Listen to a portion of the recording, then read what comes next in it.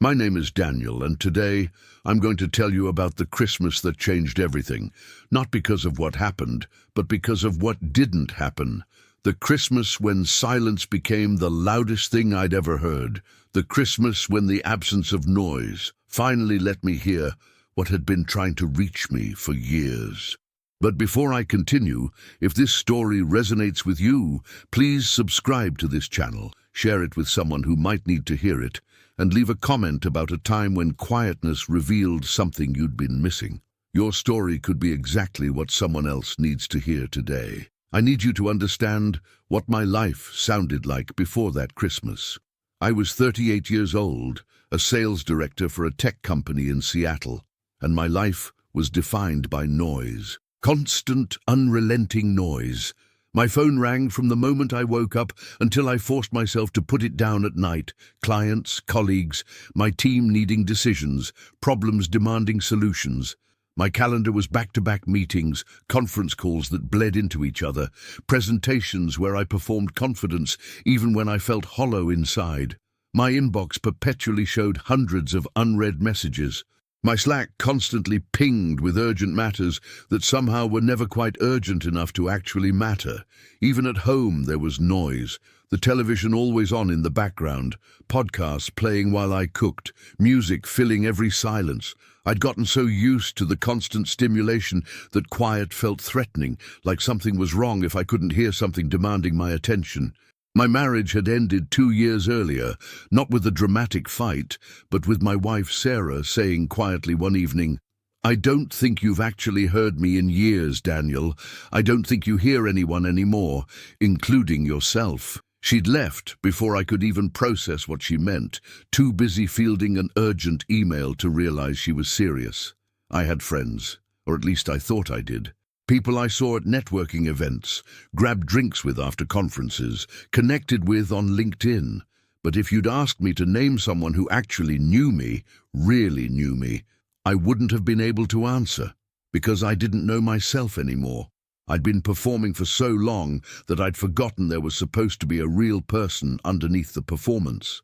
December arrived with its usual chaos multiplied.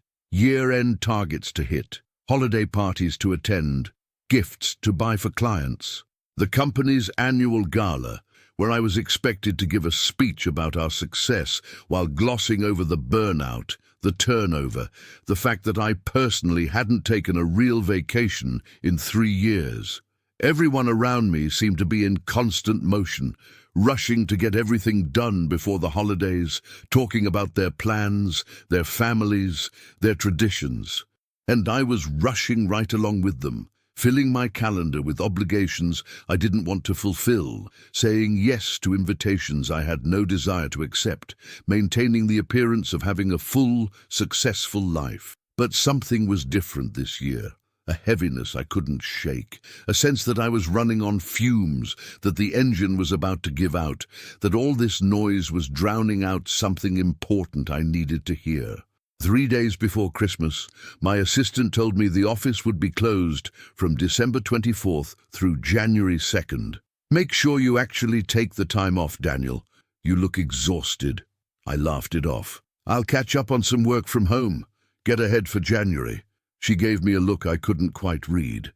"Or you could actually rest." Radical concept, I know. I had no plans for Christmas. No family to visit, my parents had passed away, my sister lived abroad with her family, and we drifted apart over the years. No friends I was close enough with to spend the holiday with. No Sarah to share the day with. No traditions to maintain, no obligations to fulfill. For the first time in my adult life, I had nothing on my calendar for Christmas. The entire day stretched ahead empty and undefined. It should have felt freeing. Instead, it felt terrifying. Christmas Eve arrived. The office closed early. Everyone rushed out talking about their plans, flying home, hosting dinners, seeing family. I drove home in uncharacteristic traffic that was light, because everyone was already where they were going. My apartment in downtown Seattle was modern, expensive, and completely impersonal. I'd moved in after Sarah left and never bothered to make it feel like home. Just functional furniture, bare walls. Nothing that suggested a real person lived there. More like a hotel room I'd been staying in for 2 years. I stood in my living room looking around, and the silence hit me. For the first time in months, maybe years, there was no noise, no phone ringing, no notifications pinging, no television or music or podcast filling the space, just quiet. And I hated it. I reached for my phone instinctively, pulled up my email, my social media, anything to fill the silence, but for once, even the digital noise was muted. Most people were with family, offline, present with their actual lives instead of performing their lives online. I turned on the television. Christmas movies I'd seen a dozen times, their cheerful noise somehow making the emptiness worse instead of better. I turned it off. I tried music, but every song felt wrong, too happy, too sad, too nostalgic, too empty. I turned it off too. And then I was left with just the silence, the quietness of my apartment, the absence of distraction, the nothing that I'd been running from for years without realizing I was running. I sat on my couch as the winter evening darkened outside my windows, and for the first time in longer than I could remember, I had absolutely nothing to do. No calls to make, no emails to answer, no meetings to prep for, no performance to maintain, just me, alone, in the quietest space I'd been in for years. And in that silence, something began to surface. Not a thought exactly, but a feeling, an awareness, a recognition of just how lost I was, how empty all the noise had left me, how I'd been drowning in activity while starving for meaning. Tears started falling before I even knew I was crying. Not dramatic sobs, just silent tears streaming down my face as I sat in the dark quiet of my apartment on Christmas Eve, finally still enough to feel how tired I was, how lonely, how much I'd sacrificed for a version of success that had left me with nothing that actually mattered. God, I whispered into the silence, surprising myself. I hadn't prayed in years, hadn't even thought about God except as an abstract concept. But the word came out anyway, desperate and uncertain. I don't know if you're there. I don't know if you can hear me. But I'm so tired of the noise, so tired of running, so tired of pretending, and I don't know what to do anymore. The silence didn't answer. No voice from heaven, no sudden clarity. Just the continued quiet of my apartment, the darkness outside, the stillness I'd been avoiding for so long. But something in that silence felt different. Not empty exactly, but present. Like the quiet itself was listening. Like the absence of noise was making space for something I'd been too busy to notice. I sat there for hours, not moving, not reaching for my phone, not trying to fill the silence, just being still. Just being quiet, just being, for maybe the first time in years. And as Christmas Eve became Christmas morning, as the city outside my window slept and the world took its collective breath, I felt something beginning to shift, something I couldn't name yet, something that the noise had been drowning out. The quietest Christmas of my life was about to teach me what all the noise had been covering up, and I was finally still enough to hear it. I woke up on Christmas morning to silence, complete, absolute silence. No alarm clock blaring, no phone buzzing with notifications, no television news anchor's voice filling the background, just quiet. For a moment, I panicked. My hand reached automatically for my phone on the nightstand, that instinctive movement I'd made thousands of mornings, ready to check what I'd missed while I slept, what fires needed putting out, what demands awaited my attention. But I stopped myself, left the phone where it was, and just lay there in the quiet, listening to nothing. It was disorienting. My mind kept reaching for noise like an addict reaching for a fix. What should I be doing? What needed my attention? What was I missing? But there was nothing. The office was closed. My clients were with their families. My team was offline. The world had collectively agreed to pause, and I had no choice but to pause with it. I got up and made coffee, and even that simple act felt strange in the silence. Usually, I'd have my phone propped up, reading emails while the coffee brewed, listening to a podcast or the morning news. But today I just stood there watching the coffee drip, hearing the quiet gurgle of the machine, noticing details I'd never paid attention to before. The apartment felt different in the morning light, still impersonal, still more hotel than home, but the silence revealed things I hadn't noticed in the rush of my usual mornings. Dust on the windowsills, dead leaves on a plant I'd forgotten to water, the bare walls that I'd never bothered to decorate because I was never really here, just sleeping between the noise of my days. I took my coffee to the window and looked out at Seattle on Christmas morning. The streets were empty, the usual traffic sounds were absent, even the city seemed to be holding its breath, taking a rare moment of collective quiet. And in that quiet, questions I'd been too busy to ask began surfacing. When had I last felt truly at peace? When had I last done something simply because I wanted to, not because it served some professional purpose? When had I last had a real conversation with someone, not just networked or made small talk? When had I last felt anything genuine instead of performed? The questions made me uncomfortable. I wanted to reach for my phone, check social media, find something to distract myself from this uncomfortable self-examination, but I forced myself to stay still, to sit with the discomfort, to let the silence do whatever it was trying to do. Around noon, my phone finally rang, the first noise of the day, my sister Rebecca calling from London. "Merry Christmas, Danny," she said, using the childhood nickname no one else used anymore. "Merry Christmas, Becca. How are you? How are the kids?" "Good. Chaotic. The usual Christmas morning madness. The kids are hyped on sugar and new toys. Mark is trying to assemble something that came with instructions in 3 languages, none of which are making sense." She paused. "What are you doing? What are your plans today?" "Nothing. I'm just here, at home." "Alone?" "Yeah." The silence on her end was different from the silence in my apartment. It was loaded with concern, with unspoken questions. "Danny, when was the last time we actually talked? Not just a quick, 'How are you?' text, but really talked." "I don't know. A while. Years.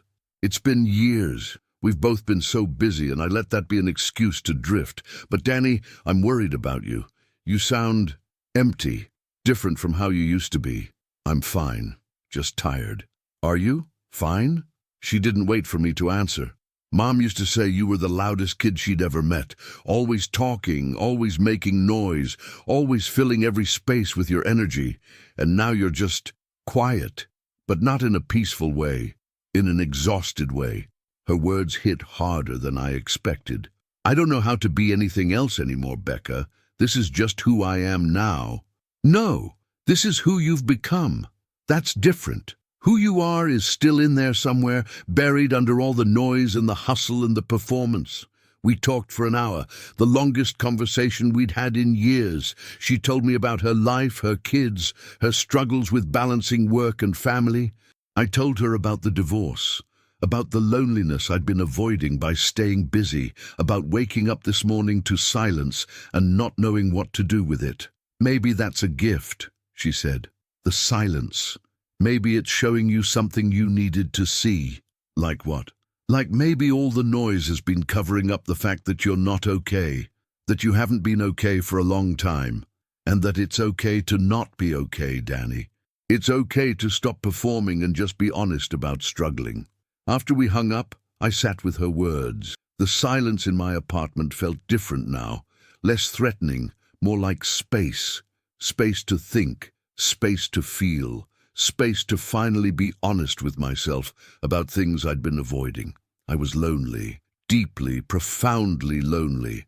Not just alone on Christmas, but lonely in a way that had nothing to do with whether people were around. I'd been lonely in rooms full of colleagues, lonely at networking events surrounded by contacts, lonely in my marriage before Sarah left because I was too busy performing the role of husband to actually be present with her. The noise had been my defense against that loneliness. If I stayed busy enough, distracted enough, needed enough, I didn't have to feel how isolated I actually was. But the silence was making it impossible to avoid anymore. I did something I hadn't done in years. I went for a walk without my phone. Just left it on the counter and walked out into the December afternoon. The city was quiet but not empty. A few people were out, someone walking a dog, a couple holding hands, a family with kids excitedly showing off new toys. I passed a small park and saw an older man sitting on a bench feeding birds. He looked up as I passed. "Merry Christmas." "Merry Christmas," I replied, and something made me stop. "Mind if I sit?" "Please do. It's nice to have company. My wife passed away 3 years ago." Christmas is the hardest day. We sat in silence for a moment, watching the birds peck at the seeds he was scattering, and then he started talking. About his wife, about their 52 years together, about how much he missed her voice. Not the grand gestures or big moments, but the small sounds of shared life, her humming while she cooked, her laugh at something on television, her calling his name from another room. "The quiet is the hardest part," he said. "The house is so quiet now. I keep the TV on all the time just to have some noise, but it's not the same. It's not her noise." I understood that in a way I couldn't have before this silent Christmas. I'd been filling my life with noise too, but meaningless noise. Noise that distracted rather than connected. Noise that isolated rather than brought together. "I've been doing the same thing," I said, filling every silence with noise because I was afraid of what I'd hear if things got quiet. "And what did you hear?" he asked. "When things got quiet? That I'm lost, that I've been so busy running that I forgot to pay attention to where I was running to, that I've been performing a life instead of actually living one." He nodded slowly. "That's the thing about silence. It tells us the truth, and sometimes the truth is hard to hear, but it's necessary. You can't find your way if you don't admit you're lost." We talked for another 20 minutes. His name was George, and he'd been a teacher for 40 years. He told me about learning to sit with silence after his wife died, about how painful it was at first, but how eventually it became a companion rather than an enemy. "I talk to her in the quiet now," he said. "Tell her about my day, ask her opinion on things, and somehow, in the silence, I feel closer to her than I did in all the noise of trying to move on and stay busy." When I left George and walked home, the silence felt different again. Not empty or threatening, but full of possibility. What if this quietness wasn't something to be avoided, but something to be entered into? What if it had something to teach me? Back in my apartment, I did something else I hadn't done in years. I sat without distraction, no phone, no TV, no music, just me and the quiet, watching the winter light fade through my windows.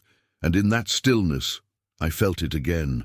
That presence I'd sensed last night. Not a voice or a vision, but a sense of being accompanied in the silence, of not being alone, even though I was alone. I found myself praying again, more consciously this time. "God, I don't know how to do this, how to be still, how to be quiet. I've been running for so long that I forgot there was any other way to be. And I'm scared, scared of what the silence is revealing, scared that if I stop performing, there won't be anything real underneath. Scared that I've wasted years on noise that didn't matter." The silence didn't answer with words, but it didn't feel empty either. It felt like the space was holding me, like the quiet itself was a kind of embrace, like being still was allowing something to happen that couldn't happen in the noise. I sat there as Christmas Day faded into Christmas evening, as the city outside my window lit up with holiday lights, as families gathered in warm homes around me while I sat alone in my quiet apartment. But I didn't feel abandoned. For the first time in years, I felt like I was exactly where I needed to be. Not at a party or an event or a networking opportunity, not performing success or maintaining appearances, just here, just still. Just quiet enough to finally hear what had been trying to reach me through all the noise. That evening, I started a journal, wrote at the top of the first page, "The Quietest Christmas." And underneath, I wrote, "Today I learned that silence isn't the absence of something. It's the presence of something I've been too busy to notice. It's space, space to think, to feel, to hear myself, to hear God, to finally be honest about how lost I've been. I learned that loneliness and aloneness are different. I've been lonely in the noise, surrounded by people but unknown. Today, alone in the silence, I felt less lonely than I have in years. I learned that stillness is terrifying at first because it shows you the truth, but the truth, even when it's hard, is necessary. I learned that maybe this silence is a gift. The quietest Christmas of my life might be teaching me what all the loudest days couldn't, that I need to stop running, stop performing, stop filling every space with meaningless noise. I don't know what happens next. I don't know how to carry this silence back into my regular life. But I know something is changing, something that can only happen in the quiet. I closed the journal and looked around my apartment. Still impersonal, still more hotel than home, but somehow less empty than it had felt yesterday, because I was finally present in it, finally still enough to actually be here instead of already planning to be somewhere else. The quietest Christmas of my life was ending, but something was beginning. Something I couldn't yet name, but could feel emerging in the silence. And for the first time in years, I wasn't afraid of the quiet. I was learning to listen to what it had to say. The day after Christmas arrived, with the world slowly returning to noise. I could hear it seeping back in, cars on the street, people's voices, the city remembering how to be loud again. But inside my apartment, I kept things quiet, deliberately quiet. I woke up, and instead of reaching for my phone immediately, I just lay there, breathing, noticing the light coming through the blinds, feeling the weight of the blanket, being present to the simple act of waking up instead of already planning the day before I'd even opened my eyes. When I finally got up, I made coffee in silence. No podcast playing, no news in the background. Just the sounds of water boiling, coffee grinding, the small domestic noises I'd never paid attention to before, because they were always drowned out by something louder, something supposedly more important. I sat at my window with my coffee and opened my journal. Started writing before I'd even fully decided what to say. Day 2 of silence, or maybe day 2 of learning to listen to silence. I slept better last night than I have in months. No work dreams, no anxiety about what I forgot to do, just sleep. Real sleep. I'm noticing things I've never noticed before, the way morning light hits the buildings across the street, the pattern of frost on my window, the way my coffee tastes when I'm actually paying attention to it instead of just using it as fuel to get through the day. But I'm also noticing harder things, like how empty this apartment is, how little of me is actually here, how I've been living like a ghost in my own life, passing through but never really inhabiting it. Rebecca's words keep coming back to me. This is who you've become. That's different from who you are. Who am I then? Underneath all the performance, all the noise, all the busyness, who is actually here? I'm scared to find out, but I'm more scared of spending the rest of my life never knowing. My phone sat on the counter, and I could feel it pulling at me. Not ringing, most people were still offline, but just its presence, the promise of distraction, the escape from uncomfortable silence. I picked it up, not to use it, but to really look at it. This device that had become an extension of my hand, my constant companion, my primary relationship. How many hours had I spent staring at this screen? How many moments had I missed because I was checking email or scrolling mindlessly or responding to something that could have waited? I did something impulsive. I went into my settings and turned off all notifications, every single one, email, Slack, social media, news, all of it, silenced. The action felt both liberating and terrifying. What if someone needed me? What if I missed something important? What if people thought I was irresponsible or unprofessional? But then I remembered George in the park. You can't find your way if you don't admit you're lost. I was lost, and all the notifications and noise had been keeping me lost, giving me the illusion of movement while I stayed stuck in the same patterns. I needed the silence to continue, at least for a little while longer.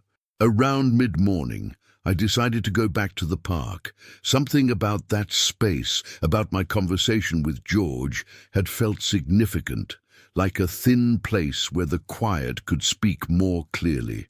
The park was busier today. People out walking off Christmas dinner, kids trying out new bikes and scooters, the normal sounds of a city returning to its regular rhythm. But I found an empty bench and just sat, watching, listening. A woman with a young daughter sat on the bench next to mine. The girl, maybe 5 or 6, was chattering non-stop about her Christmas presents, her cousins, what she'd eaten, what she wanted to do tomorrow. An endless stream of words and energy and noise. The mother listened patiently, responding occasionally, but mostly just present to her daughter's joy. And I found myself envying that, not the child's innocence, but the mother's ability to be fully present to another person's noise without needing to fill the space with her own. When had I last listened to someone like that? Really listened, not just waited for my turn to talk or mentally composed my response while they were still speaking? When had I last been present to another person instead of performing presence while my mind was already somewhere else? The woman caught me watching them and smiled. "Sorry if we're disturbing your quiet. She's been wound up since Christmas morning." "You're not disturbing anything," I said. And then, surprising myself, I added, "Actually, it's nice. The sound of genuine joy. That's different from noise." She looked at me curiously. "That's a thoughtful distinction. Most people just complain about kids being too loud." I've been thinking a lot about the difference between sound and noise, between meaningful and meaningless, between what adds to life and what just fills space. "Heavy thoughts for the day after Christmas," she said, but not unkindly. "It's been a quiet Christmas, the quietest of my life, actually, and it's making me question a lot of things." Her daughter had wandered off to watch some ducks, giving us a moment of actual conversation. The woman, her name was Sarah, which hit me with an unexpected pang thinking of my ex-wife, told me she was recently divorced. Her daughter lived with her, and Christmas was their first one without Dad. "It was quieter this year," she said. "Usually my ex-husband's family would come over and it would be chaos. Loud, festive chaos. And this year it was just us, and I kept expecting it to feel sad or empty. But it didn't. It felt peaceful, like we could finally hear each other instead of just adding to the noise." "That's what I'm learning," I said. "That quiet doesn't mean empty. It can mean space. Room to actually be present instead of just loud." We talked for 20 minutes while her daughter played. Sarah told me about navigating single parenthood, about learning to sit with uncomfortable silence instead of always filling it with activity, about how her daughter had asked her yesterday, "Mummy, why are you smiling more than you used to?" "I hadn't realized I wasn't smiling before," Sarah said. "I was so busy keeping everything together, maintaining appearances, making sure everyone thought we were fine. But I wasn't fine. I was exhausted." And somehow, having a quieter Christmas, just us, no performance, no pretending, it let something relax in me that's been tense for years. After they left, I sat with our conversation. Two strangers, both learning about silence in the wake of divorce, both discovering that quiet could be healing rather than threatening. I walked home slowly, noticing things. A small bookstore I'd passed 100 times, but never entered. A coffee shop with people sitting and actually talking to each other instead of staring at screens. A community board advertising yoga classes and support groups and volunteer opportunities. Signs of life I'd never paid attention to because I was always rushing past, always already late for the next thing, always too busy to notice what was actually around me. Back home, I did something else I hadn't done in years. I cooked an actual meal. Not takeout, not a frozen dinner nuked in the microwave, but real food that required chopping and stirring and attention, and I did it in silence. No music, no TV, no podcast. Just the sounds of cooking, the sizzle of vegetables in the pan, the bubble of boiling water, the rhythm of the knife on the cutting board. It was meditative in a way I hadn't expected, each action requiring presence, attention, care. I couldn't think about work while dicing onions. Couldn't plan tomorrow while stirring sauce. Had to be here now, doing this one thing. When the food was ready, I sat at my small dining table, another surface I'd been using as a desk, piling it with papers and mail instead of eating actual meals there, and ate slowly, tasting each bite, not scrolling through my phone or watching something or reading, just eating. It should have felt boring, should have felt like a waste of time. Instead, it felt like the most real thing I'd done in years. After dinner, I found myself thinking about work, about returning to the office in a few days, about stepping back into the noise, the demands, the constant performance. The thought filled me with dread. How was I supposed to carry this silence back into that chaos? How was I supposed to maintain this presence, this attention, this quiet in an environment that demanded constant response, constant motion, constant noise? I pulled out my journal again. I'm scared of going back. Scared that the quiet will get swallowed up by the loud. Scared that I'll fall right back into the same patterns because that's what the job demands, what success requires, what everyone expects. But I'm also starting to realize that maybe the problem isn't just the job. It's me. It's the choices I've been making. It's saying yes to every demand, every request, every opportunity to be busy. It's filling every silence with activity because I was afraid of what I'd find in the quiet. What if I could choose differently? What if I could bring some of this silence with me instead of letting the noise drown it out completely? I don't know how yet, but I know I can't go back to the way things were. I can't go back to performing a life instead of living one. I can't go back to being so loud externally that I can't hear anything internally. That evening, I did something I hadn't done since I was a child. I sat in complete darkness and just listened. No lights, no screens, no distractions, just darkness and silence and whatever was present in that space. At first, my mind raced, filled the silence with mental noise, worries about work, replaying old conversations, planning future ones. But I kept bringing my attention back to the present, to the darkness, to the quiet, and slowly the mental noise began to settle, not disappear, but quiet down enough that I could hear beneath it. I could hear my own breathing, the settling of the building around me, the distant sound of the city outside, and underneath all of that, something else, something I didn't have words for, a presence, an awareness, a sense that the silence wasn't empty but full of something I'd been too busy to notice. I prayed again, more comfortably this time. God, I'm starting to understand that you've been here all along, in the quiet, in the stillness, in the space between all the noise. I just couldn't hear you because I wouldn't shut up long enough to listen. My life has been so loud, externally and internally, that I've been drowning out everything that actually matters. Teach me how to be quiet. Teach me how to listen. Teach me how to be still without feeling like I'm wasting time or being unproductive. Teach me how to hear you in the silence instead of filling every space with meaningless noise. And help me figure out how to live differently when I go back to work. I can't go back to the way things were, but I don't know how to be different in an environment that rewards noise and punishes stillness. Show me. Please. I sat in the darkness for another hour, praying, listening, being still, and something began to crystallize, a sense of what I needed to do, not all of it, not a complete roadmap, but the next step. I needed help, professional help, someone who could help me understand why I'd been running from silence, why I'd filled my life with meaningless noise, why I'd been so afraid of being still. I needed to talk to someone about what Sarah said before she left, that I didn't hear anyone anymore, including myself, about why I'd let my life become one endless performance, about how to learn to be real instead of just appearing successful. The next morning, still in the quiet of the holiday week, I searched for therapists in Seattle.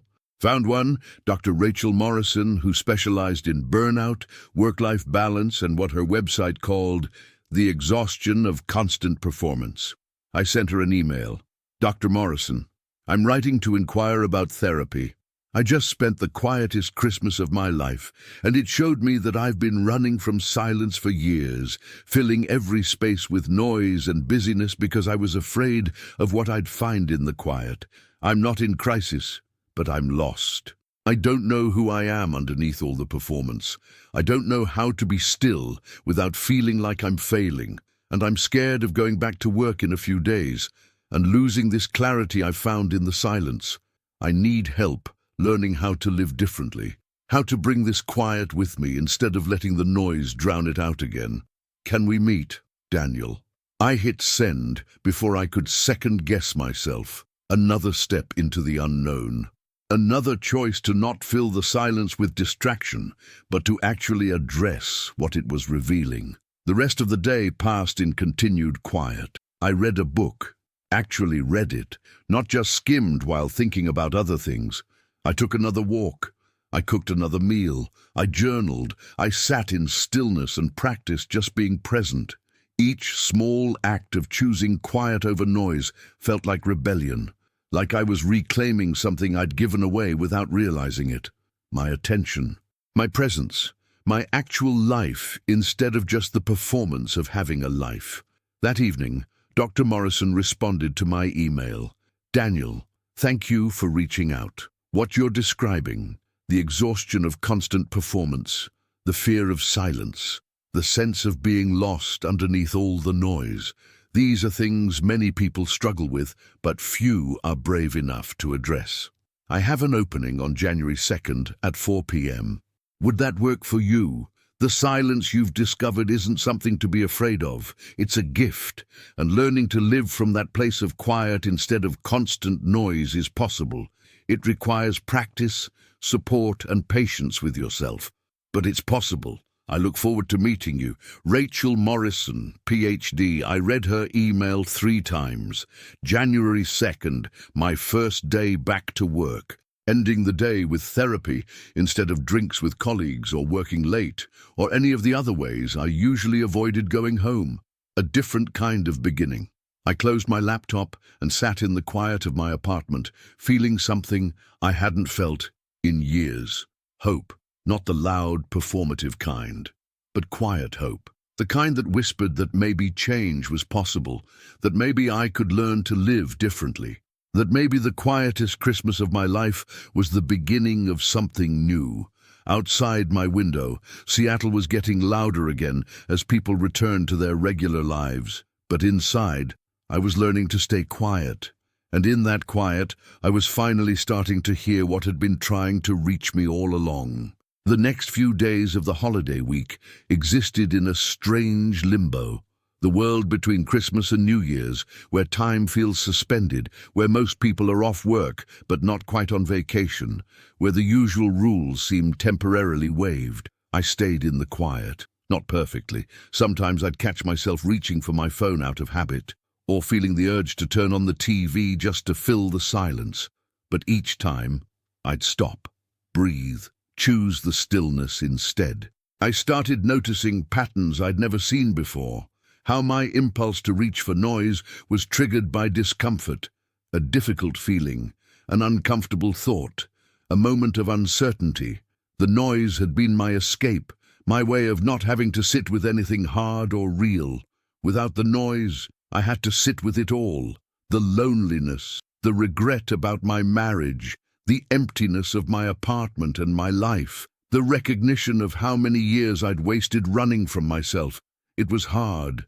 Really hard. But it was also honest in a way nothing had been for years. On December 28th, I went back to the park. George was there again, in the same spot, feeding the same birds. "You came back," he said with a smile. "Good. I was hoping you would. I've been thinking about what you said, about silence telling the truth, about needing to admit you're lost before you can find your way. And have you? Admitted you're lost?" "Yeah. I'm completely lost. Have been for years. I just kept moving so fast that I didn't notice." We sat in comfortable silence for a few minutes, watching the birds. Then George asked, "What did you do before you were lost?" "I'm in sales, tech sales. I'm actually really good at it. Was promoted quickly, made a lot of money, built a reputation. Everyone thinks I'm successful. But you don't feel successful. I feel empty, like I've been winning at a game that doesn't actually matter. Like I climbed a ladder and discovered it was leaning against the wrong wall. George nodded slowly. My wife used to say that success and significance are different things. Success is about what you accomplish. Significance is about who you become and how you affect others. She said most people chase success and wonder why they still feel empty. That's exactly it. I've been chasing success, money, promotion, status, and ignoring the question of whether any of it actually matters. Whether it's making me into someone I want to be. And is it? I thought about the Daniel of a week ago. Always busy, always performing, always needed, but never really known. The Daniel who'd lost his marriage because he couldn't be present. Who had contacts but no real friends. Who looked successful from the outside while dying inside. No, it's making me into someone I don't even recognize anymore. Then maybe this quiet Christmas is your chance to start over. To rebuild on a better foundation. We talked for over an hour. George told me about his years as a teacher, about how he'd learned that the best teaching happened not in the lessons, but in the quiet moments, sitting with a struggling student, listening to their fears, being present to their confusion without rushing to fix it. The noise of education, the tests, the curriculum, the performance metrics, all of that was necessary, I suppose, he said.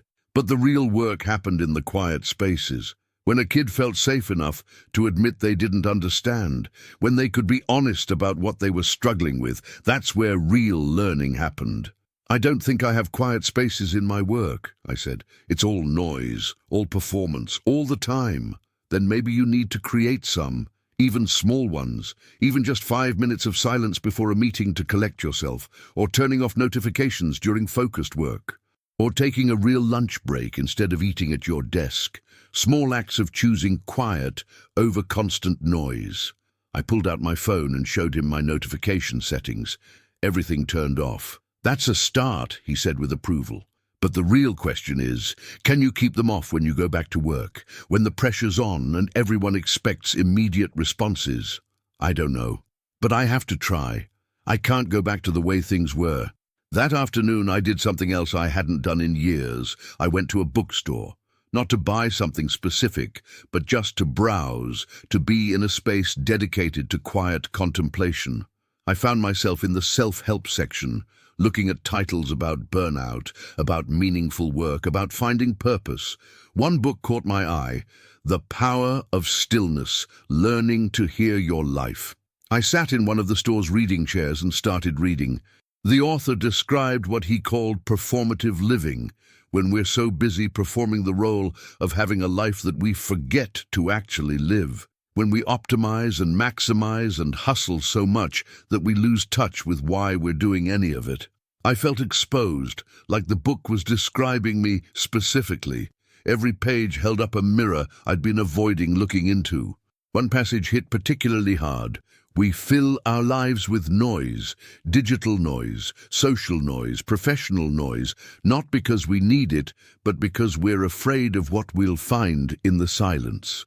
We're afraid we'll discover there's nothing substantial underneath all the activity, that we're empty, that we've been running so fast from ourselves, that there's no self left to find.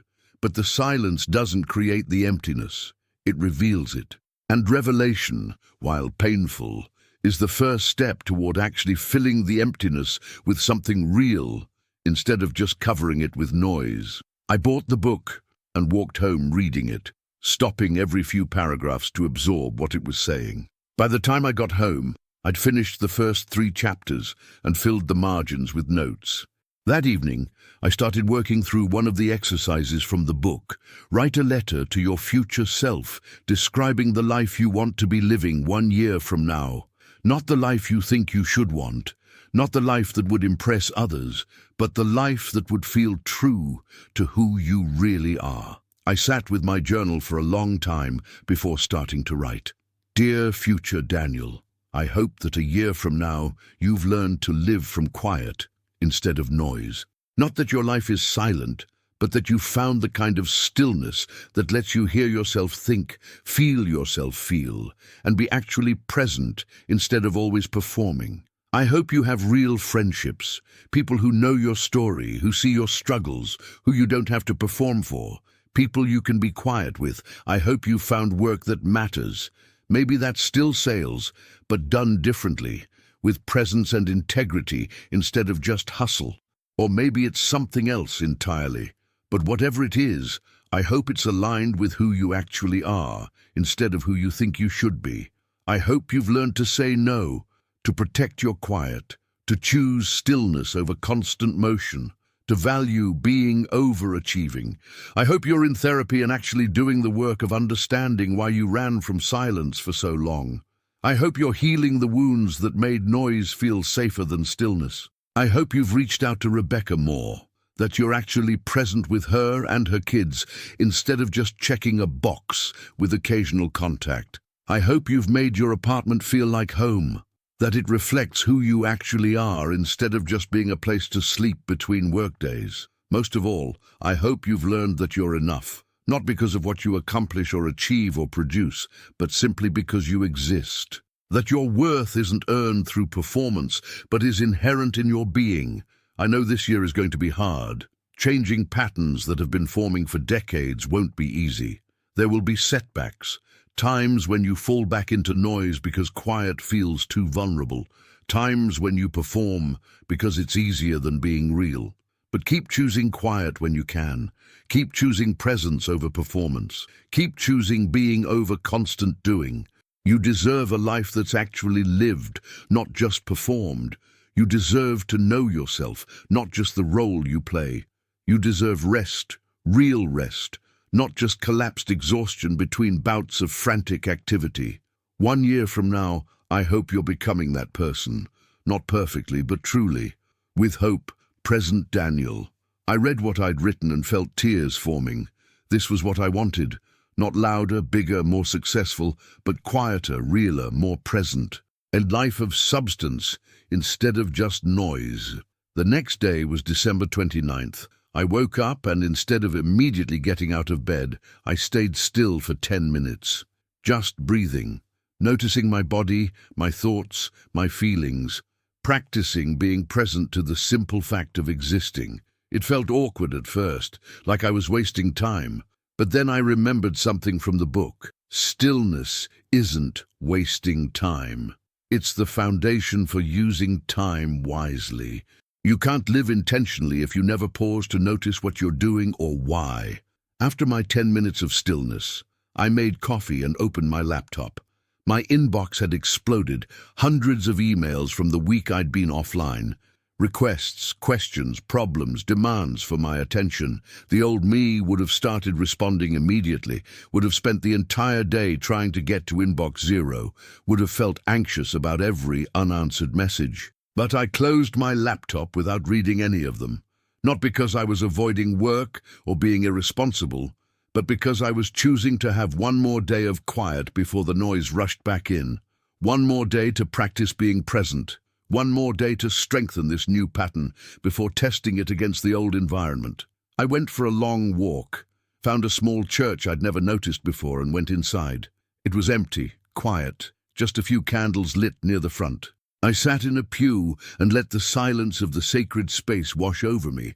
I wasn't religious, had grown up going to church but drifted away in college and never come back.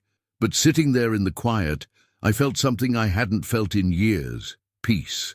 Not the absence of problems, but a deep, still peace underneath all the noise and chaos of life. I prayed more freely this time. God, I'm learning that you speak in whispers, not shouts. That you're in the quiet, not the noise. And I've been so loud for so long that I couldn't hear you, couldn't hear myself, couldn't hear anything real. Thank you for this quiet Christmas, for forcing me to be still long enough to start hearing again, for showing me how lost I've been, for giving me hope that I can find my way back. Help me carry this quiet into the new year. Help me choose stillness when everything is screaming for my attention. Help me build a life of substance instead of just noise. Help me become someone real instead of just successful. I sat in that church for over an hour, not praying the whole time, just being still, being present, being quiet. When I left, I felt lighter, not like my problems had disappeared, but like I had the beginnings of a foundation to stand on, like I was starting to find solid ground after years of constantly running. That evening, I called Rebecca again. 2 phone calls in 1 week, she said with mock surprise. Who are you and what have you done with my brother? I'm trying to be different, trying to actually be present instead of just checking boxes. I can tell. You sound different, calmer, more like the Danny I remember. We talked for 2 hours. Really talked. I told her about my quiet Christmas, about George and the park, about the book I was reading, about the therapy appointment I'd scheduled, about the letter I'd written to my future self. She told me about struggles in her marriage, about the pressure of raising kids while both parents worked, about missing our parents, about feeling like she'd lost touch with who she was outside of all her roles.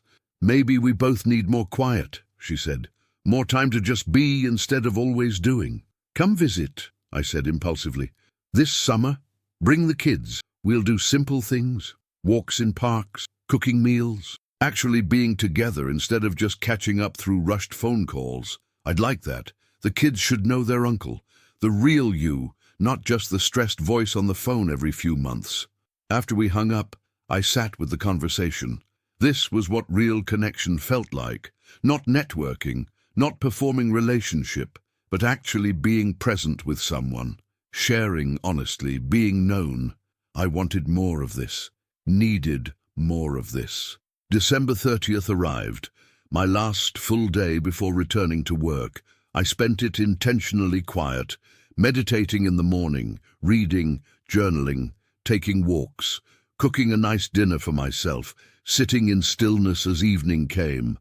I wrote in my journal, tomorrow I go back to the noise, the demands, the constant performance, and I'm scared. Scared I'll lose this quiet I've found. Scared I'll fall right back into old patterns because that's what the environment demands. But I'm also different than I was a week ago. I've tasted real quiet. I've felt real presence. I've started hearing myself again, hearing God again, hearing what actually matters instead of just what's loudest. I can't go back to being who I was. I won't survive it, so I have to figure out how to be different, even in the noise, even when the pressure's on, even when everyone expects me to be the old Daniel. Small acts of choosing quiet, that's what George said. Not trying to change everything at once, but making small choices consistently, keeping notifications off, taking real lunch breaks, pausing before meetings to be present, saying no to things that don't matter, and therapy. Starting tomorrow, someone to help me understand these patterns, to support me in changing them, to hold me accountable when I slip back into noise. I can do this, not perfectly, but truly. The quietest Christmas of my life is ending, but the practice of living from quiet is just beginning. That night, I set my alarm for the morning, the first alarm I'd set in a week, but I also set an intention. I would wake up and spend 10 minutes in stillness before looking at my phone, before checking email, before the noise rushed back in. 10 minutes of quiet to start each day. That was my commitment to myself, my way of carrying this Christmas silence into the rest of my life. As I lay in bed, the city noise outside my window, I felt both anticipation and anxiety about tomorrow. But underneath both, something else. Hope.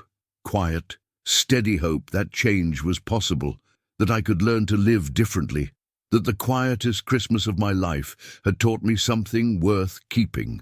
I fell asleep in the silence, dreaming of learning to live from stillness, even in the midst of noise. Tomorrow would be the first test, but I was ready to try. The alarm went off at 6:30 a.m. on January 2nd, and for a split second I reached for my phone automatically, but I stopped. Remembered my commitment, 10 minutes of stillness before the noise. I turned off the alarm and lay there in the dark, breathing, noticing my body, the weight of the blanket, the early morning sounds from the street below, practicing presence before the day's demands could pull me away from it. My mind wanted to race ahead. What would work be like? What fires would be waiting? What problems needed solving? But I kept bringing my attention back. This breath, this moment, this choice to be still before being busy. After 10 minutes, I got up, made coffee and continued quiet, sat with my journal and wrote, "Day 1 of returning to the world. I'm scared, but I'm also different. I have tools now. 10 minutes of stillness. Notifications turned off. Therapy this afternoon.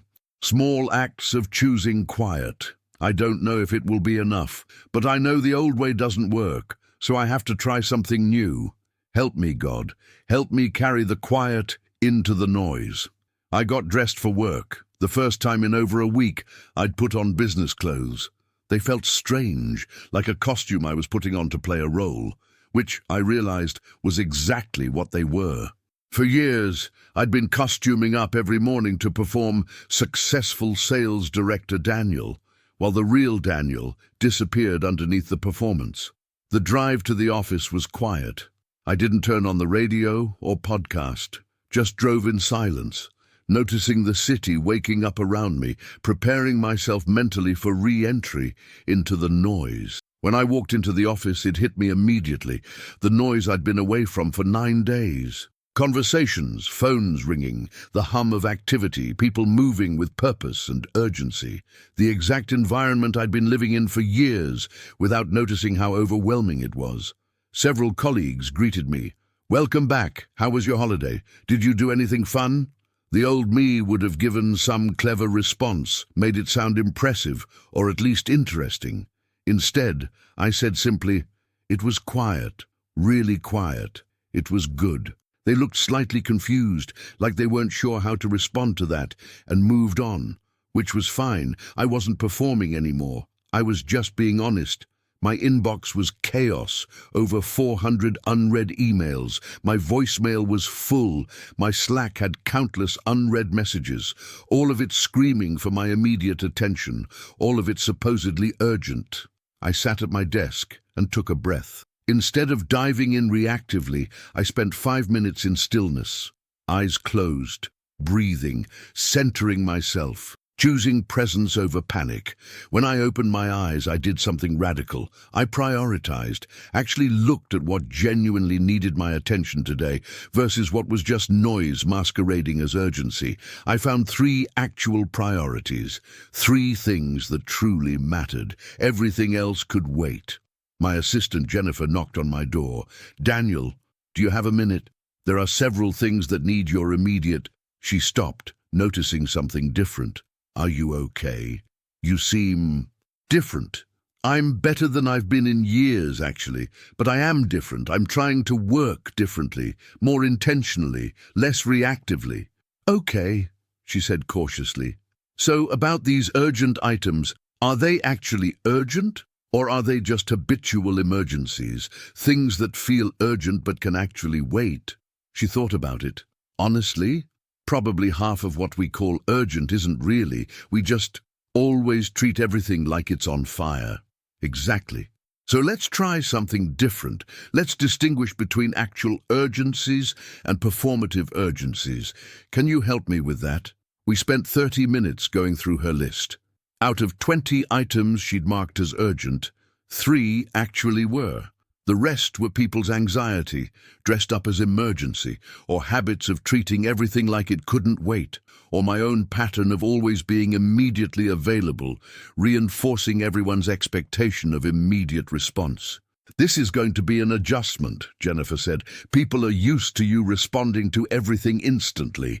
They're going to push back when you don't." "I know. But I can't keep living that way. It's not sustainable. And honestly, it's not even effective. I've been so reactive that I've stopped being strategic, so busy putting out fires that I've stopped asking whether we should be building with different materials that don't catch fire so easily." She smiled. "I like this version of you. You seem more present." "I'm trying to be." The morning progressed with constant tests of my commitment to quiet. My phone rang. I didn't answer immediately, but let it go to voicemail and called back when I was ready. People stopped by my office expecting instant access. I asked them to schedule time instead of just dropping in. Emails demanded immediate response. I waited, thought about what I actually wanted to say instead of just reacting. Each small act of choosing intentionality over reactivity felt like rebellion, like I was fighting against years of conditioning that said being busy meant being important, being responsive meant being professional, being available meant being valuable. But I was learning that the opposite was true.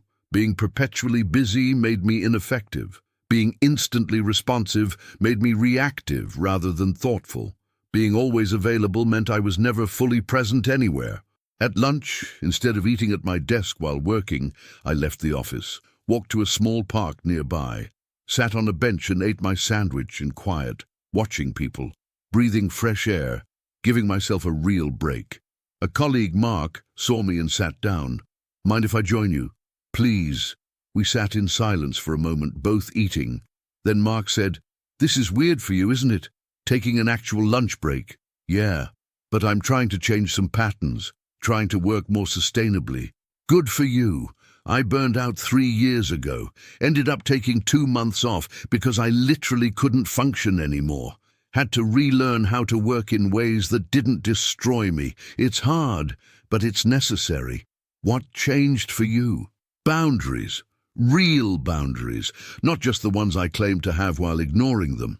Saying no to things, protecting my time, accepting that not everything is actually urgent, and that being less responsive sometimes makes me more effective overall." We talked for 20 minutes about sustainable work, about the toxicity of hustle culture, about learning to define success differently. It was the most real conversation I'd had with a colleague in years. "Can I ask you something?" Mark said. "You do seem different today. What happened?" So I told him about my quiet Christmas, about sitting in silence and realizing how lost I'd been, about starting to learn to live from stillness instead of constant noise. "That's brave," he said. "Most people just keep running until they crash. You're choosing to change before that happens." "I'm trying. It's hard, though. The environment doesn't support it." "No, it doesn't. But you don't need the environment to support it. You just need to decide it's non-negotiable, that your well-being matters more than performing the role everyone expects." That's what I had to learn. When I got back to my office, there were several increasingly urgent messages from a client who'd been trying to reach me all morning. The old me would have felt guilty, would have immediately called with profuse apologies, would have reinforced their expectation that I was always available. Instead, I called calmly. "Hi, Tom. I saw you tried to reach me several times. What can I help you with? Where were you? I've been trying to get hold of you for hours. I was working on other priorities this morning, and then I took lunch. What's going on?" He seemed taken aback by my matter-of-fact tone. "I need the Q1 projections updated with the new numbers. When do you actually need them?" "As soon as possible." "That's not a time frame. When is your deadline?" "End of next week. So this isn't actually urgent. I can get this to you by Wednesday." "Will that work?" Yeah, I guess that's fine." "Great. I'll have it to you Wednesday by noon." After I hung up, I sat with what just happened. I'd pushed back gently but firmly. I'd refused to accept false urgency. I'd been professional but not performative. It felt terrifying and liberating in equal measure. The afternoon continued with similar tests, each one an opportunity to choose differently, to practice being present instead of reactive, intentional instead of constantly available, strategic instead of merely busy. At 3:45, I left the office for my therapy appointment. My team was surprised. I never left early, but I'd blocked the time and I was keeping the commitment. Dr. Morrison's office was in a quiet building away from downtown. The waiting room was calm, with soft lighting and comfortable furniture. No blaring TV or loud music, just gentle quiet. She came out at exactly 4 p.m. "Daniel, I'm Rachel. Come on in." Her office was simple but warm. 2 comfortable chairs facing each other, a small table with tissues and water, walls painted in soft colors, a space designed for honest conversation. "So," she said once we were settled, "tell me what brought you here." I told her everything. I told About the years of noise, the failed marriage, the Christmas that forced me into silence, the recognition of how lost I'd been, the fear of returning to work and losing the quiet I'd found. She listened without interrupting, taking occasional notes, but mostly just present to my story. "That's a powerful experience," she said when I finished. "This quiet Christmas that showed you how loud your life had been, how lost you'd become in the noise. What do you want from therapy? What are you hoping to work on? I want to understand why I've been running from silence, why I filled my life with meaningless noise. I want to learn how to live from stillness instead of constant activity. And I want help maintaining these changes when the environment is pulling me back toward old patterns." Those are good goals, and they're all related to a core issue. You've been using noise and busyness to avoid something. My job is to help you figure out what you're avoiding and to teach you healthier ways of being with whatever that is. What do you think I'm avoiding? I don't know yet. That's what we'll explore together. But typically, when someone fills every moment with activity and noise, they're avoiding uncomfortable feelings, pain, loneliness, inadequacy, fear, something they don't want to sit with. The busyness becomes a defense mechanism. That landed hard. You're saying I've been running from myself, from my own feelings? Possibly. Let's explore it together and see what we find. We spent the next 40 minutes beginning to map out my patterns when the noise started. What triggered my need for constant activity? What happened when I tried to be still? What feelings came up in the silence? "For homework," Dr. Morrison said as our session was ending, "I want you to notice when you reach for noise. When you feel the urge to turn on the TV or check your phone or fill the silence with anything, just notice it. Don't judge it. Just observe what was happening right before that urge. What were you feeling? What were you avoiding? Just notice. I can do that. And keep doing your morning stillness practice. That's excellent. You're building the foundation for real change." Walking out of her office, I felt both raw and hopeful. Raw because the session had exposed things I'd been avoiding seeing. Hopeful because I had help now. Someone to guide me through this process of learning to live differently. That evening, back at my apartment, I was exhausted. Not the old exhaustion of constant activity, but a different kind. The exhaustion of being present all day, of making conscious choices instead of just reacting, of changing patterns that had been automatic for years. I wanted to collapse in front of the TV, let noise wash over me, escape into distraction. Instead, I sat with that urge, noticed it. What was I feeling right before wanting the noise? Tired, vulnerable, uncertain about whether I could maintain these changes, scared that I'd fail. Instead of reaching for distraction, I journaled, "First day back at work." It was hard. Everything in that environment pushes toward noise, reactivity, constant availability. But I made different choices, took my lunch break, pushed back on false urgencies, left early for therapy. Small acts of choosing quiet. Therapy was good, hard but good. Dr. Morrison asked what I'm avoiding with all the noise. I don't have a full answer yet, but I know she's right. I've been running from something. From myself, maybe. From feelings I don't want to feel. I'm so tired, and I want to escape into noise, but I'm sitting with the tiredness instead, sitting with the uncertainty, practicing being present to discomfort instead of immediately seeking relief. This is going to be a long process, changing patterns that have been forming for decades, but I'm committed to it. I have to be. The old way almost destroyed me. Around 8 p.m., Rebecca called. "How was your first day back?" she asked. "Hard, but I made different choices. Kept my morning stillness practice, took a real lunch break, went to my first therapy appointment, pushed back on people's expectations of instant availability." That's huge, Danny. I'm proud of you. It feels so small, though. Like I'm making these tiny changes while the whole environment is screaming at me to just go back to how I was. Small changes are how real change happens. You can't transform your whole life overnight, but you can make one different choice today and another tomorrow and another the next day.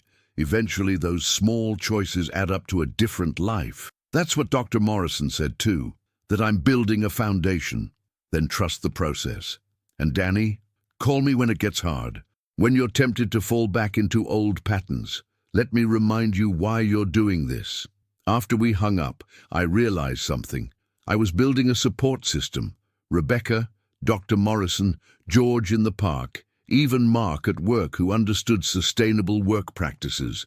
People who could help me maintain these changes when they got hard.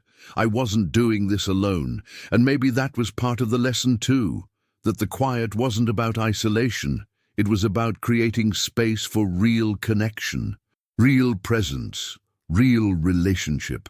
That night I sat in my apartment in deliberate silence. No TV, no music, just quiet. And I practiced what Dr. Morrison had taught me, sitting with uncomfortable feelings instead of immediately seeking distraction. I felt scared, uncertain, tired, vulnerable. And instead of reaching for noise to cover up those feelings, I just let them be there, acknowledged them, accepted that this was part of the process. The discomfort didn't kill me, didn't overwhelm me, just was there and then eventually passed, like feelings do when you give them space instead of fighting them. Before bed, I prepared for tomorrow, set my alarm, committed to another 10 minutes of morning stillness, thought about what small acts of choosing quiet I could make tomorrow. One day down, I'd made different choices, maintained some of the quiet, even in the noise. It wasn't perfect, but it was real, and real was better than performative, even when it was harder.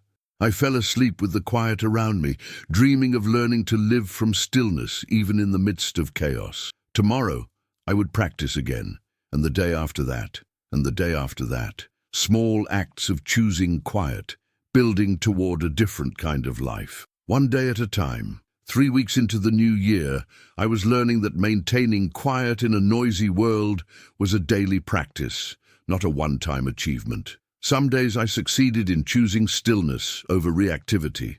Other days, the old patterns pulled me back in, and I'd find myself drowning in noise before I even realized what had happened.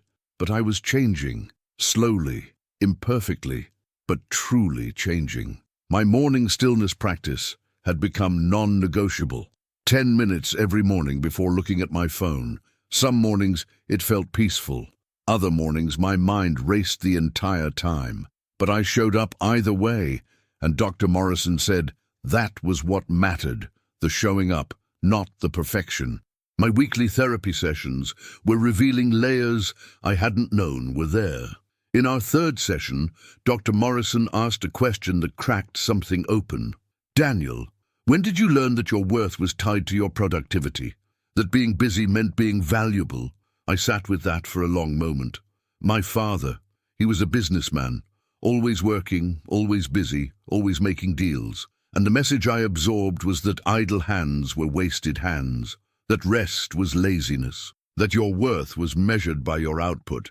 And when you weren't being productive, when you were just being a kid, playing, being still, he'd find something for me to do, some project, some task. He couldn't stand to see me doing nothing, said I was wasting time. So being still felt dangerous, like it would lead to criticism or rejection. Yeah, I guess it still does. When I'm not doing something, I feel this anxiety, like I'm failing somehow, like I'm not enough. That's the pattern we're working with. You learned that your value came from what you produced, not from who you were. So you kept producing, kept being busy, kept filling every moment with noise and activity to prove you were valuable. But no amount of producing could ever be enough, because the real issue wasn't productivity. It was that you were trying to earn worth that was already yours. I felt tears forming. So I've been running for nothing, trying to earn something I already had. Not for nothing. You were doing the best you could with the tools you had. But yes, you've been enough all along. Your worth isn't earned, it's inherent, and that's what you're learning now, to simply be without constantly doing. That session stayed with me for days. I found myself noticing the pattern everywhere, how I felt guilty taking lunch breaks, how I filled every silence with activity, how I needed to always be accomplishing something to feel okay about existing. And slowly, I started choosing differently. Started allowing myself to just be without always doing. Started recognizing that my worth didn't depend on my productivity. At work, I was establishing new boundaries, and people were adjusting. Some colleagues respected them immediately. Others pushed back, tested them, tried to pull me back into old patterns of instant availability. My boss, Richard, called me into his office in my 3rd week back. "Daniel, I've noticed some changes in your work style. You're less responsive than you used to be, less available. People are commenting on it." I felt the old anxiety rising, the fear of disappointing, of being seen as difficult, of losing approval. But I took a breath and stayed present. I'm being more intentional about where I put my attention, more strategic rather than just reactive. I believe it's making me more effective overall, even if it means I'm not immediately available for everything. "Your numbers are actually up," Richard admitted. "Your team seems more focused, but the perception is that you're less engaged." The perception or the reality? Because I feel more engaged than I've been in years. I'm just not performing engagement through constant availability anymore. He studied me for a moment. "What happened over the holidays?" "You're different." "So," I told him. Not everything but enough, about burning out without realizing it, about my quiet Christmas that forced me to face how unsustainable my pace had been, about choosing to work differently so I could sustain this long term. "I respect that," Richard said. "And honestly, I think a lot of us could learn from it. This culture of constant availability is burning people out. If you found a way to be more effective while being less reactive, that's valuable. Just help me understand what you need so I can support it." We spent an hour talking about sustainable work practices, about distinguishing real urgencies from performative ones, about building a team culture that valued strategic thinking over just frantic activity. When I left his office, I realized something important. I'd been afraid that setting boundaries would cost me my job or my reputation. But being honest about my limits and my needs had actually earned respect. The quiet was teaching me to be real instead of performative, and people were responding to that authenticity. That weekend, I did something I hadn't done in years. I went to church. Not because I'd suddenly become religious, but because I was hungry for more quiet spaces, more places where stillness was valued rather than filled. I found a small church near my apartment. The service was simple, contemplative. Long periods of silence, music that invited reflection rather than performance. A sermon about rest as a spiritual practice, not a reward to be earned. Afterward, people gathered for coffee, and an older woman approached me. "I haven't seen you here before. I'm Martha." "Daniel. First time visiting. What brought you?" "I'm learning to value quiet, and I needed a space where silence isn't something to be afraid of." She smiled. "You're in the right place. We're a community of introverts and overthinkers, people who've learned that God speaks in whispers, not shouts. Come sit with me." We talked for over an hour. Martha was a retired therapist who'd spent 40 years helping people slow down enough to hear themselves think. She told me about burning out in her 30s, about learning the hard way that rest isn't optional, about building a life around stillness instead of constant motion. "The culture we live in treats busyness like a virtue," she said. "Like being overwhelmed is a badge of honor. But it's killing us, physically, emotionally, spiritually. We're so busy doing that we forget how to simply be. And being is where we meet God. Being is where we meet ourselves. Being is where real life happens." That's what I'm learning. But it's so hard to maintain when everything around me is screaming to stay busy. Of course it is. You're swimming against a strong current. That's why you need community, people who share your values, people who'll remind you why quiet matters when the noise gets loud again. Before I left, Martha gave me her number. "Come back next week. I lead a contemplative prayer group on Tuesday evenings, just sitting in silence together, practicing presence. You might find it helpful." I went to that prayer group the following Tuesday. 12 people sitting in a circle in a small room, spending an hour in mostly silence. Occasionally someone would read a brief passage from scripture or poetry, but mostly we just sat, being still, being quiet, being present. It felt awkward at first. My mind raced. I felt self-conscious. I wanted to check the time, to do something, to fill the uncomfortable space with activity. But I stayed, and gradually my mind began to settle. The silence became less threatening and more welcoming, a space to rest instead of a void to fill. After the hour, we shared briefly about our experience. Most people said similar things. How hard it was to be still, how valuable it was anyway, how much they needed this weekly practice of choosing quiet together.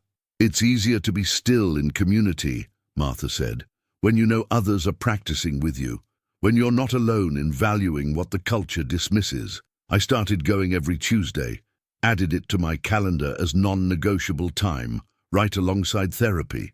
2 hours a week of deliberate communal quiet. 2 hours that anchored the rest of my week, reminded me why this mattered, gave me strength to keep choosing differently. At work, small changes were accumulating into bigger shifts. I'd started a quiet hour practice, 1 hour each day, usually mid-morning, where I closed my door, put my phone in a drawer, and did deep focused work without interruption. No email, no Slack, no meetings, just sustained attention on what actually mattered. My team noticed and started adopting similar practices.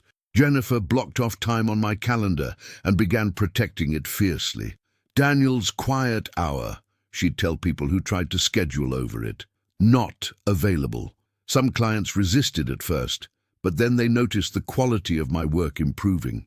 I was more thoughtful in my proposals, more strategic in my recommendations, more present in our conversations, because I wasn't mentally juggling 12 other things while we talked.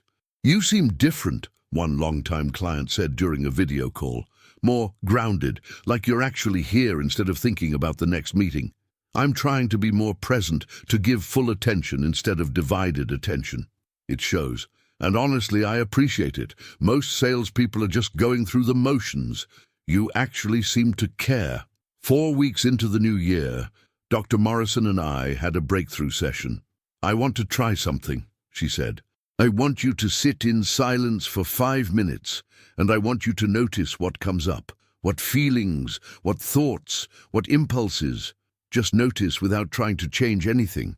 We sat in silence. At first, just the familiar racing thoughts, but then something underneath, a sadness, a grief, a sense of loss for all the years I'd wasted running. "What are you noticing?" she asked after the 5 minutes. "Sadness. I'm grieving the life I could have had if I'd learned this earlier. All the moments I missed, all the relationships I neglected, all the time I spent performing instead of living. That's important grief. Let yourself feel it." So I did. Sat there in her office and cried for the Daniel who'd been running for so long, for the marriage I'd lost because I couldn't be present, for the years of my life spent in meaningless noise, for all the moments I'd missed because I was too busy to actually live them. "This grief is necessary," Dr. Morrison said gently. "You're mourning what was lost, but grief isn't the end. It's the doorway to something new. You're not that person anymore. You're becoming someone different, someone who can be present, someone who can choose quiet, someone who can actually live instead of just performing life. But I wasted so much time. You did the best you could with what you knew, and now you know better. You can't change the past, but you can honor it by living differently now, by making the rest of your life count." Oh, after that session, something shifted. The grief didn't disappear, but it transformed into determination. I couldn't get back the years I'd wasted, but I could make sure the years ahead were different. I could actually live them instead of sleepwalking through them. That weekend, I did something spontaneous. I invited George from the park to lunch. He'd become an unexpected friend, and I wanted to thank him for his wisdom that Christmas day. We met at a quiet restaurant. Over soup and sandwiches, George told me more about his life, about teaching for 40 years, about the students he'd impacted, about his wife's death and learning to live with loss. "Can I tell you something?" he said. "That day I met you in the park, on Christmas, I'd been feeling useless, like my life was over now that my wife was gone, now that I wasn't teaching anymore. I was feeding birds because at least it gave me purpose, even if it was small. But then you came back, and kept coming back, and I realized I still had something to offer, that my years of experience, my hard-won wisdom about stillness and presence, they still mattered.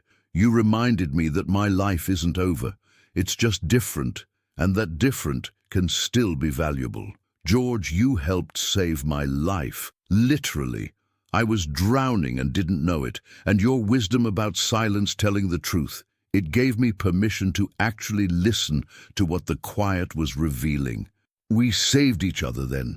That's how it works, I think. None of us can do this alone. We need each other, need people who understand, who've walked similar paths, who can remind us why the quiet matters when the world gets loud. After lunch, we walked through the park together. It was cold but clear, and we walked mostly in silence, comfortable with each other's presence. No need to fill every space with words, just being together quietly. "This is what I miss most about my wife," George said eventually, being able to be silent together, knowing that silence wasn't emptiness but fullness, shared presence instead of shared words. I never had that in my marriage. We were always talking or planning or doing, never just being together quietly. I think Sarah wanted that, tried to create it, but I couldn't sit still long enough to meet her there. Maybe you'll get another chance, with someone new. Now that you know how to be still, how to be present, maybe you can build something different. The thought both excited and terrified me. Could I be in relationship differently now? Could I show up with presence instead of performance? Could I love someone from stillness instead of constant motion? I don't know if I'm ready for that yet, I admitted. I'm still learning how to be present with myself. Seems like I should figure that out before trying to be present with someone else. That's wise, but don't wait too long. Life is short, and presence is meant to be shared. That evening I journaled about the conversation. George talked about being silent together as shared presence, about how intimacy isn't just words, but stillness with another person, about being comfortable enough to just be without always doing. I never had that with Sarah. I was too busy performing, too uncomfortable with quiet, too scared of what might surface if I stopped moving. But I'm different now, learning to value stillness, learning to be present, learning that silence isn't emptiness, but space for something deeper. Maybe someday I'll get another chance, with someone new, someone I can meet in the quiet instead of just the noise, someone I can actually be with instead of just perform for. But first, I need to keep learning to be still with myself, to sit with my own silence without running, to meet myself in the quiet before I can meet anyone else there. The next week brought a test of all I'd been learning, a major client crisis, the kind that used to send me into frantic overdrive, late nights, constant availability, dropping everything else to fix the problem. But I approached it differently. Yes, it was important and needed attention, but I could handle it from presence instead of panic, with strategic thinking instead of just reactive scrambling. I took 10 minutes to sit in stillness before my first crisis meeting, centered myself, got clear on what actually needed to happen versus what was just people's anxiety.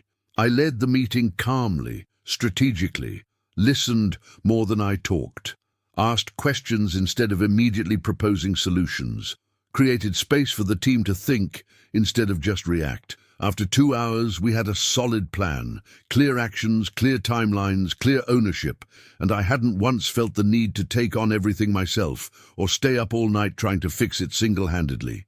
My boss pulled me aside afterward. "That was impressive. You kept everyone calm when they were ready to panic. Where did you learn to lead like that?" "From learning to be still. When you're not caught up in the noise and chaos, you can see more clearly, think more strategically, lead from presence instead of panic.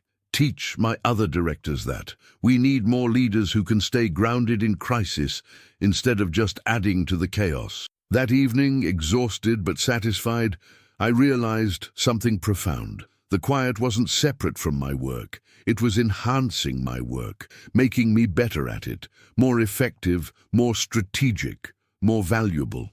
I'd thought I'd have to choose between stillness and success. but I was learning they could work together. That presence made me better at everything, including the demands of my job. The quiet wasn't weakening me. It was strengthening me in ways I'd never imagined. 6 weeks after my quiet Christmas, I sat in my apartment on a Friday evening, journaling. I'm different than I was 6 weeks ago, not completely transformed.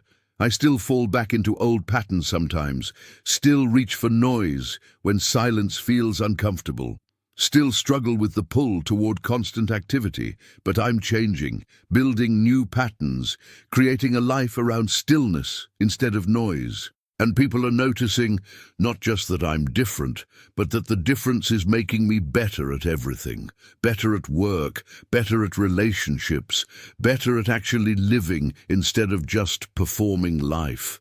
I have community now. George, Martha, the contemplative prayer group, Dr. Morrison, Rebecca, Mark at work. People who understand why quiet matters. People who remind me when I start slipping back into noise. I'm learning that the quietest Christmas of my life wasn't an endpoint, but a beginning, an invitation into a different way of being, a way that values presence over performance, being over constant doing, stillness over noise. And I'm accepting that invitation, one day at a time, one choice at a time, one moment of choosing quiet over chaos at a time. This is my life now, not perfect, not completely transformed, but real, authentic, actually lived instead of just performed. And that's enough. More than enough, it's everything. February arrived with Seattle's typical grey drizzle, but I found beauty in the quiet of rain against windows, in the muted sounds of a wet city, in the way the weather invited people to slow down and turn inward. 2 months had passed since my quiet Christmas, 60 days of daily practice, 60 mornings of choosing stillness before noise, 60 days of learning to live differently. And I was beginning to see the accumulation of small choices, creating real transformation. My therapy sessions with Dr. Morrison had moved deeper. We'd worked through the surface patterns and were now excavating the foundations. Why I'd learned to equate worth with productivity, why silence felt threatening, why I'd spent years running from myself. "I want to talk about your father," she said during a session in early February. "You've mentioned him several times, always in the context of his work ethic, his inability to rest, but you've never talked about your relationship with him." There's not much to say. He worked. That's what he did. Provided for us financially, but wasn't really present. How did that feel? Having a father who was physically there but emotionally absent? The question hit harder than I expected. Lonely, confusing. I kept trying to earn his attention, his approval. Thought if I achieved enough, worked hard enough, was successful enough, he'd finally really see me. And did he? No, he died 7 years ago, heart attack at his desk. Worked himself to death, literally. And I don't think he ever really knew me. I was just an achievement he could point to, his successful son. And you've been doing the same thing, working yourself to death, trying to earn worth through achievement. Performing success to earn approval from people who can't really see you because you're too busy performing to show them who you actually are. I felt tears forming. I've become him, the thing I swore I'd never do. I've become my father. You were becoming him. But you're choosing differently now. You're breaking that pattern. And that's brave, Daniel. That's really brave. We sat with that for a long moment. Then she asked, "What would your father think of your quiet Christmas, of these changes you're making?" He'd think I was being lazy, wasting time, that all this emphasis on stillness and presence was just avoiding real work. And what do you think? I think he was wrong. I think he wasted his life chasing something that didn't matter and missed everything that did. I think he died without ever really living. And I almost did the same thing. Almost. But you're choosing differently. You're learning that there's more to life than constant productivity, that being matters more than just doing, that presence is more valuable than performance. After that session, I called Rebecca. I just realized something in therapy. I've been trying to earn Dad's approval my whole life, even after he died. I've been working myself to death trying to prove I was worthy of love from someone who wasn't capable of giving it. Oh, Danny, I did the same thing. Moved overseas, built this perfect life, had the successful career and the happy family, all trying to prove I was enough. But we were always enough. Dad just couldn't see it because he'd learned the same lies from his father. The cycle just kept repeating. I'm trying to break it, but it's so hard. The patterns are so deep. You are breaking it. Every time you choose stillness over constant motion, you're breaking it. Every time you choose presence over performance, you're breaking it. And Danny, your kids, future kids I mean, they won't inherit this pattern from you because you're doing the work to heal it. The thought of future kids surprised me. I hadn't let myself think that far ahead. But Rebecca was right. If I ever had children, they'd inherit whatever patterns I'd either healed or perpetuated. This work wasn't just for me, it was for them too. That week at work, I had a conversation that crystallized how much had changed. My team was in a meeting, and someone suggested we all commit to weekend work to meet an aggressive deadline. The old me would have immediately agreed, would have modeled the hustle, would have reinforced the culture of constant availability. Instead, I said, let's look at what actually needs to happen and when. If we're strategic about our time during work hours, I don't think weekend work is necessary, and even if it is, it should be the exception, not the expectation. We all need rest. We all need lives outside of work. One of my younger team members, Sarah, spoke up hesitantly. I appreciate you saying that. I've been burning out, but felt like I couldn't say anything because everyone else seemed fine with the pace. I'm not fine with the pace, another team member admitted. I've been running on fumes for months. Me too, said a third. We spent the next hour having a real conversation about sustainable work, about the toxicity of hustle culture, about building a team that valued strategic work over just constant activity. By the end, we'd redesigned our timeline, eliminated unnecessary tasks, and committed to protecting evenings and weekends, except in genuine emergencies. After the meeting, Sarah pulled me aside. Thank you for that, for creating space to talk about this. Most managers just expect us to work ourselves to death and never acknowledge the cost. I was that manager until recently, but I almost destroyed myself with that approach. I don't want to perpetuate it with my team. What changed, if you don't mind me asking? So, I told her. About my quiet Christmas, about learning to value stillness over noise, about discovering that presence made me more effective, not less. That's exactly what I needed to hear, she said. I've been feeling like I'm failing because I can't keep up the pace everyone seems to expect. But maybe the pace is the problem, not me. The pace is absolutely the problem. And you're not failing. You're human. We all are. And humans aren't designed for constant productivity without rest. The conversation stayed with me. I was starting to influence culture, not just through my own choices, but by creating space for others to make different choices too. The quiet was rippling outward. Mid-February brought an unexpected phone call. Sarah, my ex-wife Sarah, called for the first time since our divorce 2 years ago. Hi Daniel, I know this is strange, but I heard through mutual friends that you've been doing well. Different. And I was wondering if we could talk. Get coffee maybe. My first instinct was to say no, to keep that door closed, to avoid the discomfort of facing my failed marriage. But I'd been learning to sit with discomfort instead of avoiding it. Sure. I'd be open to that. When works for you? We met at a coffee shop the following Saturday. It was awkward at first, both of us careful, not sure what to say or how to be with each other after 2 years and a painful divorce. You seem different, she said, after we'd settled into our seats. Calmer, more present. I am different. I had a kind of breakdown over Christmas, not a dramatic one, but a necessary one. Forced me to face how lost I'd been. I'm glad, not that you broke down, but that you're finding yourself again. The Daniel I fell in love with was thoughtful and present, but over the years, you disappeared into work. I tried to reach you, but you were always somewhere else mentally. I know, and I'm sorry. I didn't know how to be present, didn't even realize I wasn't. I was so busy performing success that I forgot to actually live my life. To her, what changed? I told her about the quiet Christmas, about sitting in silence and realizing how lost I was, about therapy and the contemplative prayer group and learning to choose stillness over noise. She listened without interrupting, and when I finished, she had tears in her eyes.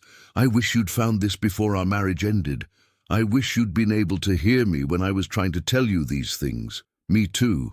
I carry a lot of regret about that. About not being the husband you deserved. About letting work consume me until there was nothing left for us. Can I tell you something? I have regrets too. I gave up on us. I should have insisted we try therapy, should have fought harder to save the marriage. But I was tired and hurt and I just left. And I'm sorry for that. We talked for 2 hours. Not trying to fix anything or get back together, but just being honest about what had happened, about our regrets, about what we'd both learned since the divorce. I'm seeing someone, she said toward the end. His name is Michael. He's kind, present, actually shows up, and I think it might be serious. I felt a pang of something, not jealousy exactly, but grief for what we'd had and lost. I'm happy for you. You deserve someone who can be present with you. You do too, Daniel. Now that you've learned how, don't let the fear of repeating old patterns keep you from trying again with someone new. I'm not ready yet, still learning to be present with myself before I try to be present with someone else. That's wise, but don't wait too long. You have a lot to offer now. Don't hide it because you're scared. After we said goodbye, I sat in my car for a long time, processing the conversation. It had been painful but necessary. Facing my failed marriage honestly, acknowledging my role in its ending, receiving her forgiveness and offering mine. Another piece of the past integrated, another wound beginning to heal. That evening I journaled about it, saw Sarah today, first time since the divorce. It was hard, but good. We both apologized, both acknowledged our regrets, both recognized that we're different people now than we were when we were married. She's with someone new, and I'm genuinely happy for her, which surprises me. I thought I'd be jealous or bitter, but I just hope he gives her what I couldn't: presence, attention, actual emotional availability. She said I should try again with someone new, that I have a lot to offer now, but I'm not ready. Still learning to be still with myself. Still healing wounds I didn't know I had, still building the foundation of who I want to be before I try to build a relationship from that foundation. Someday, maybe, but not yet. The third week of February, Martha from the prayer group invited me to lunch after a Tuesday evening session. "I've been watching you these past several weeks," she said once we'd ordered. "You're doing the work, really doing it, not just going through the motions, but actually changing. It's hard, harder than I thought it would be. Of course it is. You're undoing patterns that have been forming for decades. But you're doing it, and I wanted to tell you something. You're ready for the next step." What next step? Teaching others, helping others learn what you're learning. Your story, the quiet Christmas, the transformation, learning to live from stillness. It could help a lot of people who are drowning in noise the way you were. I don't know if I'm qualified to teach anyone anything. I'm still figuring this out myself. That's exactly why you're qualified. You're not teaching from a place of having arrived. You're teaching from a place of being in process. That's more relatable, more honest, more helpful. What did you have in mind? I lead a workshop once a quarter on contemplative practices, mindfulness, silent prayer, learning to be still. I'd love for you to share your story, just 15 minutes, about your journey from noise to quiet, from constant motion to learning to be still. I felt resistance rising immediately, speaking publicly, being vulnerable in front of strangers, putting myself out there. But then I remembered what Dr. Morrison had said about my father, that breaking the pattern wasn't just for me, but for everyone I might influence. If my story could help someone else stop running before they crashed, wasn't that worth the discomfort? "Okay," I said, "I'll do it. When is it?" "End of March, 6 weeks from now. Plenty of time to prepare. Just tell your story honestly. That's all anyone needs to hear." That night, I started writing out my story. Not for the workshop yet, just for myself, trying to make sense of the journey I'd been on. I wrote about the years of noise, about my marriage ending because I couldn't be present, about the quiet Christmas that cracked me open, about sitting in silence and finally hearing myself think for the first time in years. I wrote about George in the park, teaching me that silence tells the truth, about finding Dr. Morrison and starting therapy, about the contemplative prayer group and learning to be still with others, about changing my work patterns and influencing my team to work more sustainably. I wrote about conversations with Rebecca, about lunch with my ex-wife, about all the small moments of choosing quiet over noise that had accumulated into real transformation. And as I wrote, I realized something. I had a story worth sharing, not because it was dramatic or impressive, but because it was honest. Because it showed that change was possible, that you could learn to live differently even when the culture was screaming at you to stay busy. The last week of February, I had a session with Dr. Morrison that felt like a milestone. "I want to do an exercise with you," she said. "I want you to close your eyes and imagine yourself 5 years from now. What does your life look like? Who are you? How are you living?" I closed my eyes and let the image form. I saw myself in an apartment that actually felt like home, decorated with things that mattered, not just functional furniture. I saw friendships, real friendships with people who knew my story. I saw work that was meaningful but bounced, with clear boundaries between professional and personal life. I saw a relationship, someone I could be quiet with, someone I could show up for with presence instead of performance. Maybe not yet, but soon. Eventually. I saw myself leading workshops, helping others learn to live from stillness. I saw myself as someone who'd broken the pattern, who'd learned to define worth differently, who'd chosen presence over constant motion and built a life around that choice. "What do you see?" Dr. Morrison asked. I told her, and as I spoke, I felt something shift. This wasn't just fantasy. This was possible. This was what I was building toward. "That's a beautiful vision," she said. "And Daniel, you're already becoming that person. Every day, you're making choices that move you toward that life. You're not waiting for some future transformation. You're transforming now." It doesn't always feel that way. Some days I feel like I'm barely holding on, like I'm going to slip back into old patterns and lose all this progress. That's normal. Change is never linear. You'll have setbacks. Days when you fall back into noise because quiet feels too vulnerable. Days when you perform instead of being present. But those setbacks don't erase your progress. They're just part of the process. How do I stay committed when it gets hard? When the culture is pulling me back toward constant busyness? You remember why you started.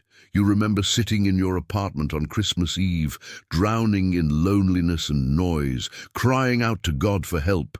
You remember what that felt like, and you remember that you never want to be that lost again. She was right. I never wanted to be that person again, the one running so fast from himself that he couldn't even stop long enough to realize he was lost. That evening, I wrote in my journal, 2 months since my quiet Christmas, 60 days of choosing differently, of learning to live from stillness instead of noise, of building a life around presence instead of performance. I'm different than I was. Not completely transformed. I still struggle, still have hard days, still fall back into old patterns sometimes. But I'm changing, really changing. I have community now, George, Martha, the prayer group, Dr. Morrison, Rebecca, my team at work who's learning to work more sustainably because I created space for it. I have practices, morning stillness, therapy, quiet hours at work, the prayer group, saying no to things that don't serve my well-being. I have a vision for my future, not just vague hopes, but a clear picture of who I'm becoming and what I'm building toward. And I have a story, one that might help others who are drowning in noise the way I was, one that shows change is possible, that you can learn to live differently even when it's hard. The quietest Christmas of my life was the beginning of everything. The crack that let the light in, the silence that taught me to listen, the stillness that saved me, and I'm just getting started. I closed the journal and sat in the quiet of my apartment. Outside, Seattle hummed with evening noise. But inside, I'd created a space of intentional stillness, a refuge from the chaos, a place where I could simply be without constantly doing. This was my life now, not perfect, not without struggle, but real, authentic, actually lived instead of just performed. And that was enough, more than enough. It was everything I'd been searching for without knowing I was searching. The quiet had given me myself back, and I was never going back to the noise. March arrived with the first hints of spring. Days getting longer, buds appearing on trees, the city slowly waking from winter, and I was waking too, not from sleep, but from years of sleepwalking through my life. 3 months had passed since my quiet Christmas, 90 days of daily practice, 90 mornings choosing stillness before noise, 90 days of small choices accumulating into transformation.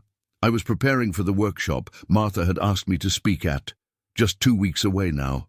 Every time I worked on my talk, I felt resistance, fear of being vulnerable, fear of exposing how lost I'd been, fear that my story wouldn't matter to anyone else. But I kept writing anyway, kept refining, kept practicing being honest about my journey from noise to quiet. My therapy sessions with Dr. Morrison had reached a new depth. We were no longer just examining patterns. We were actively rebuilding, creating new ways of being instead of just understanding old ways. "I want to talk about who you're becoming," she said during a session in early March. "Not who you were, not who you think you should be, but who you're actually becoming through this process." I don't know how to answer that. Then let's explore it. What values are guiding your life now? What matters to you in a way it didn't before? I thought about it. Presence, being actually here instead of always somewhere else mentally. Authenticity, being real instead of performing. Connection with people who actually know me, not just contacts I network with. Sustainability, living in a way I can maintain long-term instead of burning myself out. And stillness, creating space for quiet instead of filling every moment with noise. Those are significant values. How are they showing up in your daily life? In small ways, mostly. The morning stillness practice, taking real lunch breaks, keeping my phone notifications off. The quiet hour at work, Tuesday evening prayer group, weekly therapy, calling Rebecca regularly, having actual conversations instead of just checking boxes. Small ways that are creating a completely different life than the one you were living 3 months ago. Yeah, when you put it that way, it is pretty different. And Daniel, I think you're ready to start thinking about what comes after therapy, not ending our work together. We're not there yet, but beginning to plan for what it looks like to maintain these changes without weekly support. To integrate what you've learned so it becomes who you are, not just what you do. The thought was both exciting and scary. Therapy had become my anchor, the place where I processed everything, where I was held accountable to my growth. Could I maintain this without it? What does that transition look like? I asked. We start spacing out our sessions, maybe every other week for a while, then monthly. You practice maintaining your practices without the weekly check-in. We see what you need support with and what you can sustain on your own. It's a gradual process, not a sudden ending.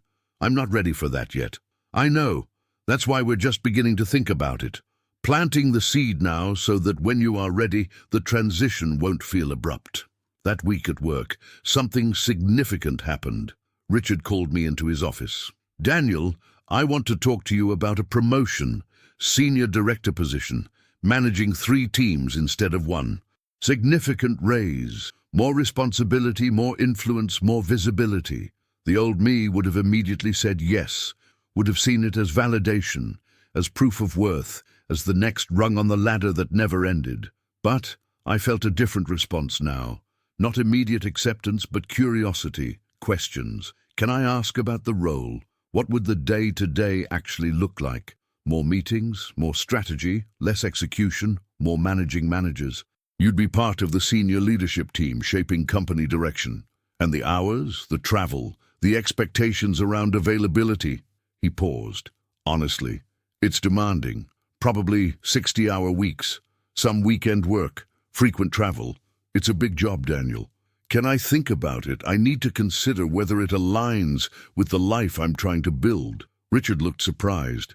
Most people would jump at this opportunity. I'm not most people anymore. And I'm learning that not every opportunity is actually an opportunity for me. Some are just shiny distractions from what actually matters. Fair enough. Take a week to think about it.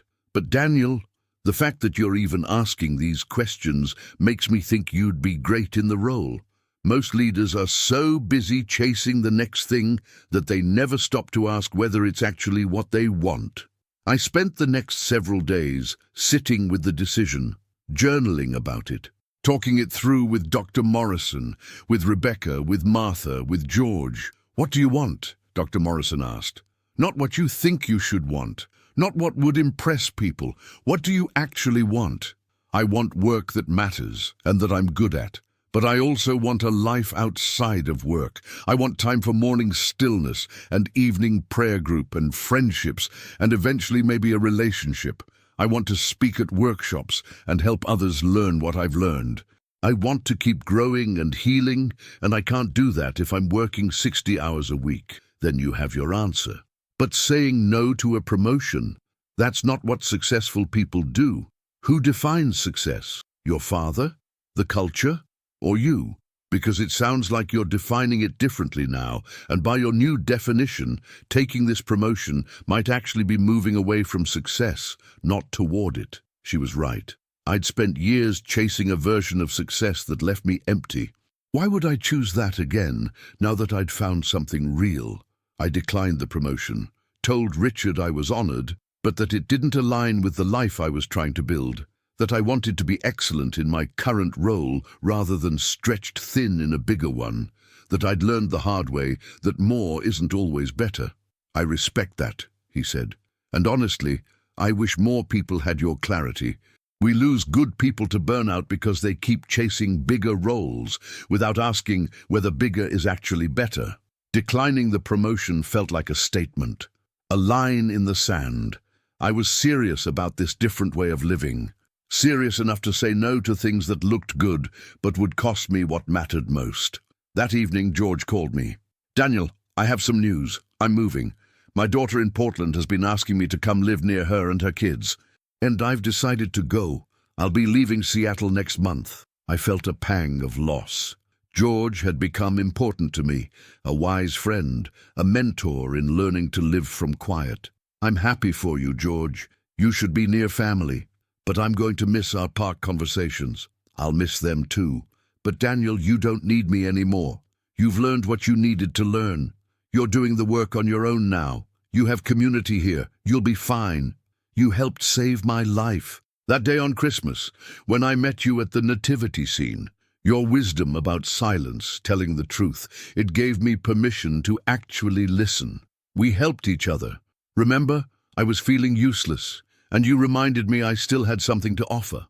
That's what community does. We save each other. We made plans to meet before he left, to have one final conversation in the park where we'd first met, to honor what our friendship had meant. The third week of March, I went to visit George at his apartment to help him pack. It was strange seeing his life in boxes, the space already looking less like home. "Can I ask you something?" I said as we worked. "What's the most important thing you've learned about living from quiet, about choosing stillness over noise?" He paused, holding a framed photo of his late wife. "That stillness isn't the absence of something. It's the presence of something. God, truth, yourself, whatever you want to call it. The noise covers it up. The stillness reveals it. And once you've tasted that stillness, that presence, you can't go back to just filling every space with meaningless noise. I'm scared of losing it, of slipping back into old patterns when life gets busy again. You will slip back sometimes. Everyone does. But the difference is you'll notice now. You'll feel the cost of noise in a way you couldn't before. And you'll choose differently because you know there's another way. The quiet isn't something you achieve once and keep forever. It's something you choose over and over, every day.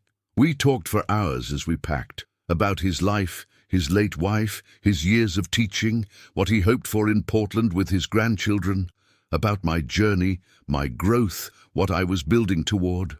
"One more thing," George said as I was leaving. "Don't wait too long to open yourself to love again. I know you're still healing, still learning to be present, but don't use that as an excuse to hide. You're ready for more than you think you are. I'm scared of repeating old patterns, of falling back into performance mode in a relationship. You won't. You're different now. You know the cost of that kind of living. You won't choose it again, even if the pressure's there. Trust yourself." The workshop arrived, the last Saturday in March. I'd practiced my talk dozens of times, refined it, memorized it. But standing backstage, waiting to go on, I felt terror, unlike anything I'd experienced in my professional life. This wasn't performing. This was being real, being vulnerable, sharing my actual story instead of a polished version. And that felt far more exposing than any business presentation ever had. Martha found me backstage. "Breathe. You're going to be great. Just tell your story honestly. That's all anyone needs. I don't know if my story matters, if anyone will care about some guy who learned to be quiet. Your story matters because it's true, because it shows that change is possible, because somewhere in this room, someone is drowning in noise the way you were, and your story might be the permission they need to choose differently." I walked onto the small stage, about 50 people in the audience. I took a breath, looked out at them, and began. "My name is Daniel, and 3 months ago I had the quietest Christmas of my life, not because I chose quiet, but because I had no other option. And that forced stillness cracked me open in ways that saved my life." I told them everything, about the years of noise, about my failed marriage, about sitting alone on Christmas Eve, drowning in loneliness and busyness, crying out to God for help, about discovering that silence wasn't emptiness, but space for something I'd been too busy to notice. I told them about George in the park, teaching me that silence tells the truth, about starting therapy and learning I'd been running from myself, about the contemplative prayer group and learning to be still with others, about changing my work patterns and influencing my team toward sustainability, about declining a promotion because it didn't align with the life I was building. "I'm not standing here as someone who has it all figured out," I said. "I still struggle. I still reach for noise sometimes. I still have days when quiet feels threatening instead of welcoming, but I'm different than I was 3 months ago. I'm learning to live from stillness instead of constant motion, from presence instead of performance, from being instead of just doing. And if you're here because you're drowning in noise, because you're running so fast you can't stop long enough to figure out where you're running to, I want you to know there's another way. It's not easy. It's not quick, but it's possible. You can learn to live differently, to choose quiet over chaos, to build a life around presence instead of constant activity. It starts with 10 minutes. 10 minutes of stillness before you look at your phone in the morning. 10 minutes of just being instead of doing. 10 minutes of listening to what the quiet has to tell you, that's all. Just 10 minutes. And then tomorrow, another 10 minutes. And the day after that. Small acts of choosing quiet, building toward a different kind of life. A life actually lived instead of just performed. When I finished, the room was silent. Not uncomfortable silence, but the full silence of people absorbing something that mattered. Then someone started clapping, then others joined, and soon the whole room was applauding.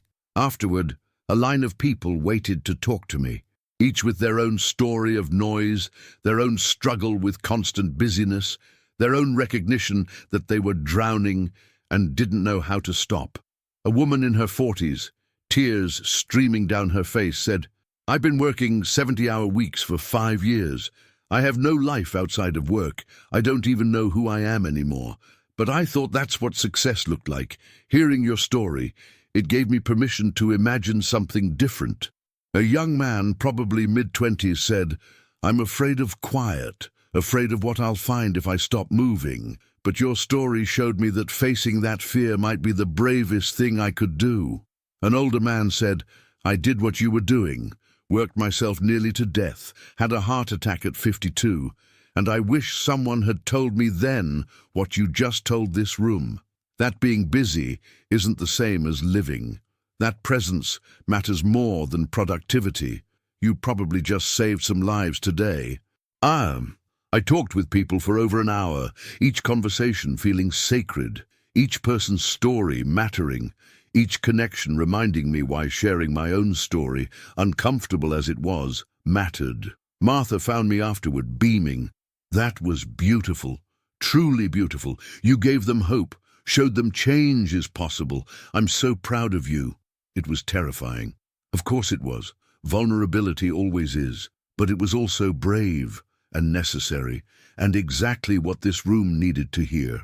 That evening, I sat in my apartment processing the day, exhausted but fulfilled, raw but glad I'd done it, vulnerable but connected to something larger than myself. I journaled. Today I shared my story publicly for the first time, told strangers about my quiet Christmas, about learning to live differently, about choosing stillness over noise. It was one of the hardest things I've ever done. Harder than any business presentation, any sales pitch, any professional challenge. Because it wasn't performance. It was vulnerability. It was truth. And people responded, not to polished delivery or impressive credentials, but to honest struggle and real transformation.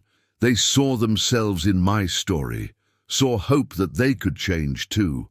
This is what comes after healing yourself, helping others heal. This is what comes after learning to live differently, showing others it's possible. This is what comes after finding quiet in the chaos, creating space for others to find it too. George is leaving for Portland next week, and while I'll miss him, I realize he's right. I don't need him anymore. I've learned what I needed to learn. I have community here. I'm doing the work, and I'm ready for whatever comes next. Not perfectly prepared, but truly ready. Ready to keep growing, keep choosing quiet, keep helping others discover that there's another way to live. The quietest Christmas of my life was 3 months ago, but the transformation it started is still unfolding, still teaching me, still changing me. And I'm grateful, so grateful for the silence that saved me, for the stillness that showed me who I actually was underneath all the noise, for the quiet that gave me myself back. I closed the journal and sat in the deliberate quiet of my apartment. Outside, Seattle hummed with Saturday night noise, but inside, I'd created sanctuary, space for stillness, room to simply be. This was my life now. And I was finally actually living it instead of just performing it. The transformation was real. The change was lasting. The quiet had become my foundation instead of something I ran from. And I was never going back to the noise. April brought cherry blossoms to Seattle, the city exploding in pink and white, and with it came a sense of renewal that mirrored my internal transformation. 4 months since my quiet Christmas. 120 days of choosing stillness over noise. George had moved to Portland 2 weeks ago. We'd had our final conversation in the park, both of us emotional, both grateful for the unlikely friendship that had formed over feeding birds and talking about silence. You gave me a reason to keep going when I thought my life was over, he'd said. You reminded me that even in grief, even in loss, we still have something to offer. Thank you for that. Thank you for teaching me to listen, for showing me that silence tells the truth. You probably saved my life. We'd hugged, promised to stay in touch, and I'd watched him walk away one last time, this man who'd been so instrumental in my transformation. But George was right. I didn't need him anymore. I had built my own foundation, created my own community, learned to choose quiet without needing external validation or constant encouragement. My therapy sessions with Dr. Morrison had moved to every other week. The transition felt right, scary, but necessary. I was learning to maintain my practices without the weekly accountability, to trust myself, to recognize when I needed support and ask for it. You've done remarkable work, she said during one of our bi-weekly sessions. 4 months ago, you were drowning. Now you're not just surviving. You're thriving, you're helping others, you're building a life that matters. It still feels fragile sometimes, like I could slip back into old patterns if I'm not careful. That awareness is actually a strength. You know what the warning signs are. You know what it costs to live from noise instead of quiet. So when you notice yourself slipping, you can choose differently. What comes after therapy? After I don't need regular sessions anymore? You maintain the practices. You stay connected to community. You keep doing the work. Therapy isn't the only thing that's changing you. It's one tool among many. The morning stillness, the prayer group, the friendships, the workshops, all of that is part of your support system. And if I need help again, you call. I'm always here if you need a tune-up, a reality check, or just someone to process with. But Daniel, you're ready for this next phase. You're ready to walk this path without weekly professional support. Trust yourself. That week, something unexpected happened. I was at a coffee shop working when a woman sat down at the table next to mine. She looked stressed, was on her phone constantly, typing frantically on her laptop between calls. I recognized her immediately. Not her specifically, but the energy, the frantic busyness, the constant noise. She was me 4 months ago. Without planning to, I found myself speaking. I don't mean to intrude, but I recognize that energy, the constant motion, the frantic pace. I lived there for years. She looked up, surprised.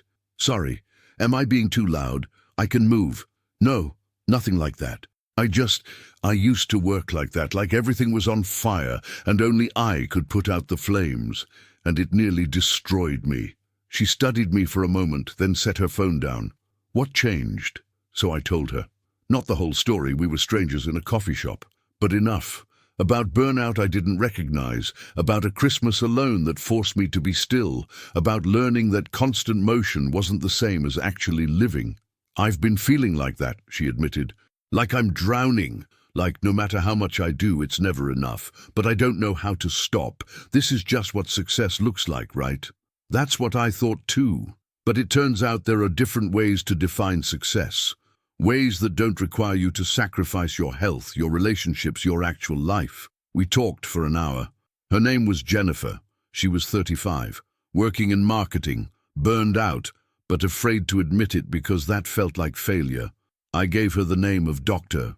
Morrison, told her about the contemplative prayer group, encouraged her to try just 10 minutes of morning stillness. You're the second person this month who's randomly talked to me about this, she said. Maybe the universe is trying to tell me something. Or maybe you're ready to hear it. Sometimes we don't notice the help being offered until we're desperate enough to receive it. After she left, I sat with what had just happened. I'd seen someone drowning and offered a lifeline, not from superiority but from recognition, from knowing what that drowning felt like and wanting to help someone else find air. This was becoming my life, not just living differently myself, but helping others discover they could live differently too. The next Tuesday at prayer group, Martha made an announcement. I'm stepping back from leading this group. After 15 years, I feel called to other things, but I don't want the group to end. It's too important, too needed, so I'm asking if anyone feels called to step into leadership. The room was quiet. Then, surprising myself, I spoke. I'll do it, if the group is okay with that. People murmured agreement. Martha smiled. I was hoping you'd say that. You understand the heart of this group, creating space for stillness, for presence, for community around quiet. You're ready for this. After the meeting, Martha pulled me aside. This is the next step for you, leading, not just participating, creating space for others the way space was created for you. You're going to be great at it. I'm terrified. What if I mess it up? You won't. And even if you struggle at first, that's okay. Leadership isn't about being perfect. It's about showing up authentically and creating space for others to do the same. Taking over the group felt significant. Another step into becoming someone who didn't just benefit from community, but helped create it. Someone who didn't just receive healing, but facilitated it for others. Mid-April brought another invitation.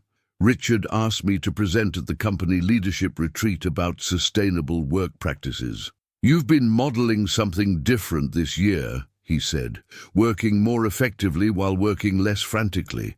I want other leaders to learn from that." The presentation was different from any I'd given in my career. Not about sales numbers or strategy, but about presence, about the cost of constant availability, about building sustainable practices instead of burning people out. I talked about my journey without making it dramatic, just honest, about recognizing I was drowning, about learning to work from stillness instead of constant motion, about how that made me more effective, not less. "I used to think being busy meant being important," I said, "that being constantly available meant being professional. But I've learned that the opposite is true. Being perpetually busy makes us reactive instead of strategic. Being constantly available means we're never fully present anywhere. And that costs us in effectiveness, in relationships, in our actual lives." I shared practical tools.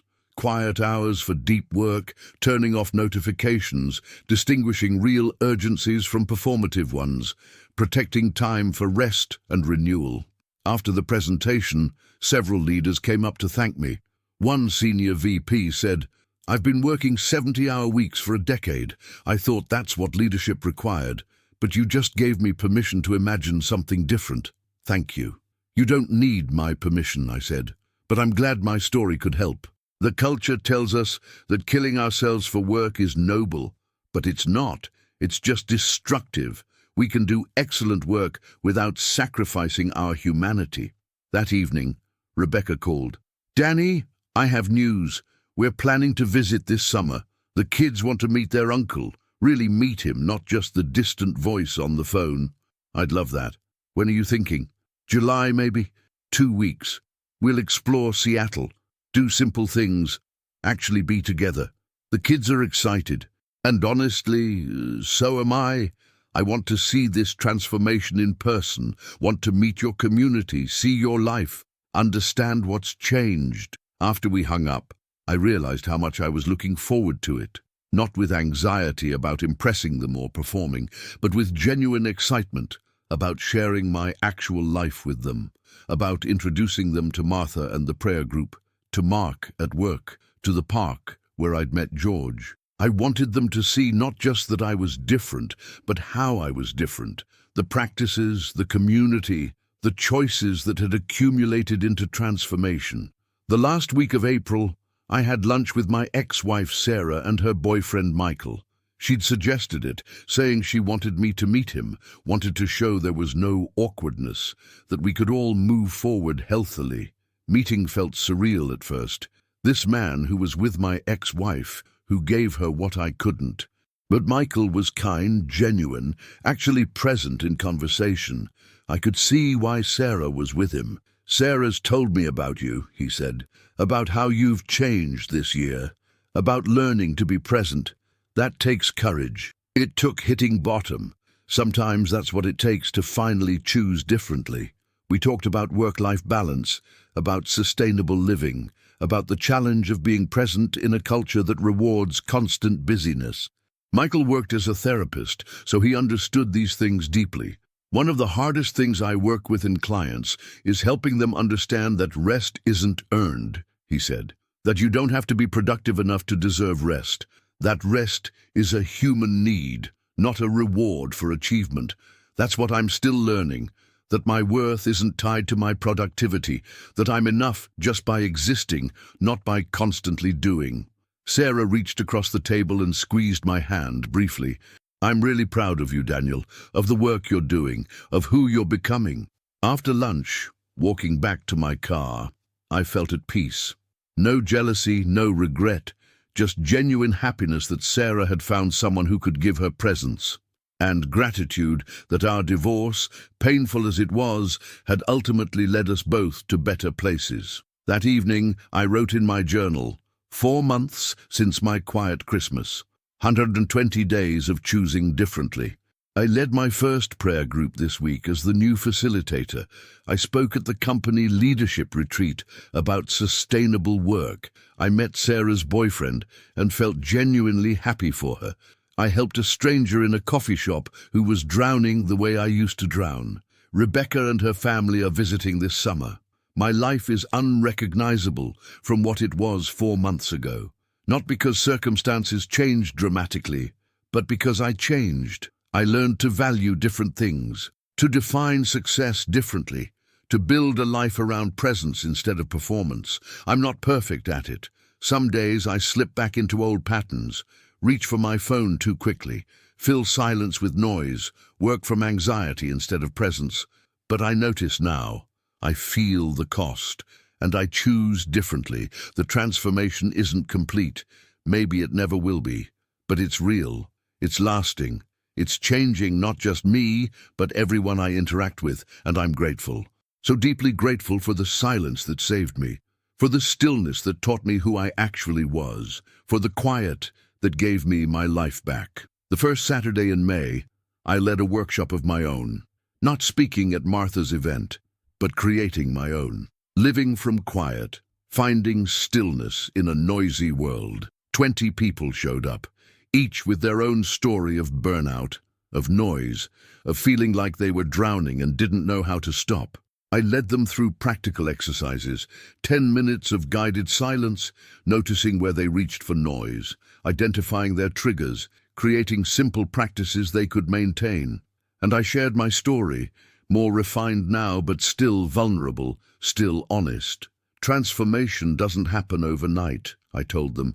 It's not a single decision, but 1,000 small choices. Every morning, you choose stillness before reaching for your phone.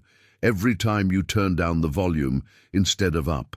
Every moment you pause before reacting.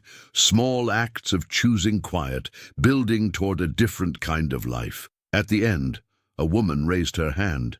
But how do you maintain this when you go back to your regular life? When the culture is screaming at you to stay busy? You remember what the noise costs. You remember how it felt to be drowning. And you remember that there's another way, not an easier way, but a truer way. And you build community with others who share these values, so you're not doing it alone. After the workshop, people lingered, sharing contact information, planning to start their own contemplative prayer groups in their neighborhoods, asking if I'd do another workshop. Martha, who'd attended to support me, pulled me aside. You're a natural at this, at creating space for people to discover stillness, at showing them it's possible to live differently. This is your calling, Daniel.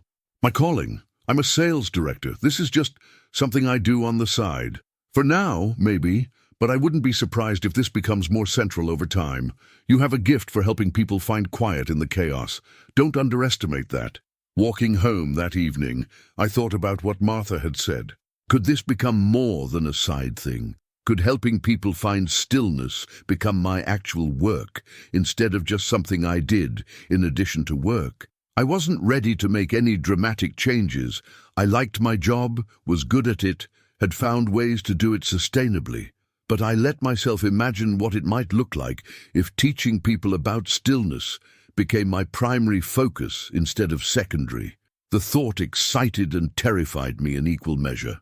That night, I sat in my apartment in deliberate quiet and prayed. God, I don't know where this is all leading. 4 months ago, I was just trying to survive. Now I'm leading prayer groups and teaching workshops and helping people discover what I discovered. Is this what you had in mind when you met me in the silence on Christmas Eve?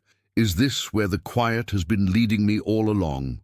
No audible answer, but a sense of rightness, of being on the right path, of small steps leading somewhere significant, even when I couldn't see the full destination. I opened my journal and wrote, maybe Martha's right. Maybe helping people find stillness is becoming my calling, not replacing my work, but integrating with it, becoming more central as it feels more natural. I'm not making any dramatic changes yet, but I'm paying attention to where this seems to be leading, to what brings me alive, to what feels like the most meaningful use of my time and energy. 4 months ago, I was lost in noise. Now I'm finding purpose in helping others discover quiet. Now I'm building a life that matters not because it's impressive, but because it's true, because it's aligned with who I actually am instead of who I thought I should be. The quietest Christmas of my life was the beginning, but the journey is still unfolding, still teaching me. still leading me somewhere I couldn't have imagined when it all started. And I'm learning to trust the process, to follow where the quiet leads, to build a life one small choice at a time, one day of choosing stillness at a time. This is my life now, and I'm finally actually living it. I closed the journal and sat in the quiet, feeling profound gratitude for everything that had led me here, for the breakdown that became a breakthrough, for the silence that spoke truth, for the community that formed, for the transformation that was still happening.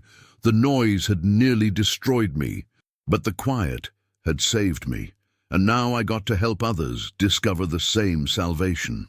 June arrived with long days and warm evenings, Seattle at its most beautiful. 6 months had passed since my quiet Christmas. 180 days since I'd sat alone in my apartment on Christmas Eve, drowning in noise and loneliness, crying out to God for help. Half a year of choosing differently, half a year of building a life around stillness instead of chaos. Half a year of small choices accumulating into profound transformation. I was preparing for Rebecca's visit in a few weeks. My apartment had changed. No longer a sterile hotel room, but an actual home. Art on the walls, books on shelves, plants that I actually remembered to water. Signs that a real person lived here, not just someone passing through between workdays. My morning stillness practice had become as natural as breathing. 20 minutes now instead of 10, and I looked forward to it instead of forcing myself through it. That quiet space to start each day had become sacred, where I centered myself, connected with God, prepared to show up present instead of reactive. My therapy sessions with Dr. Morrison were monthly now. The transition had been smooth. I was maintaining my practices without weekly accountability, recognizing when I needed support and asking for it. She'd been right. I was ready. "We're not ending our relationship," she said during our June session, "but we're transitioning it. You're not my patient anymore in the traditional sense. You're someone who's done the work, who maintains their growth, who checks in periodically to process and recalibrate." It feels strange. 6 months ago, I couldn't imagine functioning without weekly therapy. Now I barely think about it between sessions. That's growth. You've internalized what you needed to learn. The practices, the awareness, the tools, they're part of who you are now, not just what you do. What if I slip back? What if the old patterns come back? They will sometimes. Everyone experiences regression, but you'll notice. You'll feel the cost, and you'll have the tools to choose differently. That's what recovery looks like. Not perfection, but awareness and capacity to course correct. So, I'm recovered? From what? Burnout? Yes. From learning to live from noise instead of quiet? Yes. But Daniel, recovery isn't a finish line. It's a direction of travel. You're recovering every day you choose presence over performance, stillness over chaos, being over constant doing. The contemplative prayer group I now led had grown. 20 people now came regularly on Tuesday evenings, each with their own story of noise, their own journey toward stillness. And I loved creating that space for them, holding the silence, facilitating the sharing, building community around what the culture dismissed. "You have a gift for this," one regular member told me, "for making it okay to be quiet. For showing that stillness isn't lazy or unproductive, but actually the foundation for everything meaningful." I'd started a second group on Saturday mornings for people who couldn't make Tuesday evenings. And I was being invited to speak at churches, at conferences, at companies, anywhere people were burning out and desperately needed permission to slow down. The invitation that surprised me most came from a university. They wanted me to teach a semester-long course in their continuing education program, The Art of Stillness, Living Mindfully in a Distracted World. "I'm not an academic," I told the program director. "I'm just someone who learned this the hard way." "That's exactly why you're qualified. You're not teaching theory. You're teaching from lived experience. That's more valuable than any credential." I said yes. Starting in September, I'd teach one evening a week. The thought terrified and excited me in equal measure. Another step into becoming someone who didn't just benefit from stillness, but helped others discover it. At work, I was flourishing. My team was the most productive in the company while working the most sustainable hours. We'd become a model for the rest of the organization, proof that you could do excellent work without sacrificing your humanity. Richard pulled me aside one day. I want to talk to you about something. We're creating a new role, Director of Workplace Wellness, overseeing initiatives around sustainable work, employee well-being, healthy culture, and I think you'd be perfect for it. That's not sales. No, it's not, but it's arguably more important. Our burnout rate is killing us. We're losing good people because the culture is unsustainable, and you've proven there's another way. I want you to help build that way into our company culture. Can I think about it?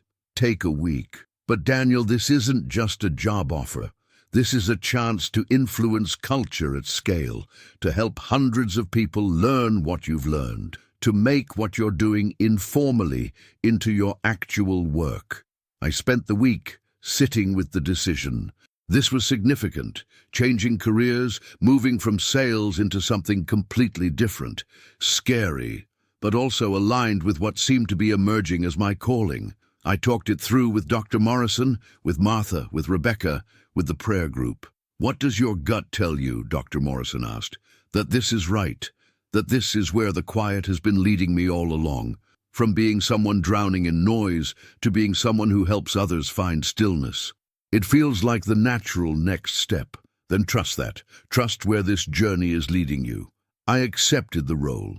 Starting in July, I'd transition out of sales and into wellness, building programs, creating resources, teaching leaders how to work sustainably, making what I'd discovered available to others at scale. When I told my team, Sarah, the young team member who'd first thanked me for creating space to talk about burnout, started crying. "This is going to change so many lives," she said. "You're going to save people from what you went through. That's beautiful." Mid-June, I got a call from George in Portland. "How's my favorite student of stillness? Thriving? How's Portland? How are your grandkids?" "Wonderful. Being near family has been healing in ways I didn't expect, but I was calling because I wanted to tell you something. Remember when I said you saved my life by giving me a reason to keep going? I wanted you to know that's still true. I've started a contemplative prayer group here, modeled after the one you're now leading. And it's thriving. 8 regular members. All because you showed me that my life wasn't over, that I still had something to offer." "George, that's amazing. You're creating what was created for you, just like you are. That's how transformation works. We receive it, then we extend it. We're healed, then we help heal others. The quiet keeps spreading because people like us refuse to go back to the noise." After we hung up, I sat with the reality of ripple effects. George starting a group in Portland, my prayer group growing and splitting into 2, people from my workshops starting their own practices, Jennifer from the coffee shop now in therapy and beginning her own healing journey. One quiet Christmas had led to all of this. One moment of forced stillness had cracked me open, and that opening was spreading to others. The last week of June, Rebecca arrived with her husband Mark and their 3 kids. Seeing them at the airport, I felt no anxiety about impressing them or performing, just excitement about sharing my actual life with them. Over the next 2 weeks, I showed them everything. The park where I'd met George, the coffee shop where I'd spent so many mornings journaling, the church where the prayer group met, the university where I'd be teaching in the fall, my office where I'd be starting the new role. "This is incredible, Danny," Rebecca said one evening as we watched the sunset over Puget Sound. "Not just that you've changed, but how you've changed. You've built a whole life around what matters, around presence and stillness and helping others. I'm so proud of you." I was drowning, Becca. If I hadn't hit bottom on Christmas Eve, I might have never survived. The quiet saved me. And now you're using what saved you to save others. That's what makes your story so powerful. It's not just about your healing, it's about how your healing is creating healing for others. Her kids love Seattle, But more than that, they loved having an uncle who was actually present with them, who sat and listened to their stories, who played with them without checking his phone, who was there. "Uncle Danny's fun," her youngest said. "He's not busy like other grown-ups. He has time." After they left, I journaled about the visit. Having Rebecca here was like seeing my transformation through her eyes. She knew the old me, the one drowning in work, never present, always performing. And she got to meet the new me, still imperfect, still learning, but fundamentally different. Her kids said I have time. Not that I do more or work less, but that I'm present, that I'm there when I'm there. That's what the quiet taught me, not how to do less, but how to be more present with what I do. 6 months ago, if they'd visited, I would have been distracted the whole time, checking email, taking work calls, mentally somewhere else. But this time, I was actually there, actually with them. And that made all the difference. July arrived, my start date for the new role. My first official day as Director of Workplace Wellness felt surreal. No longer selling products, but selling a vision of healthier work. No longer closing deals, but opening possibilities for people to work sustainably. My first initiative was creating quiet hours, company-wide. 2 hours each day where meetings were discouraged, notifications could be silenced, people could do deep, focused work without interruption.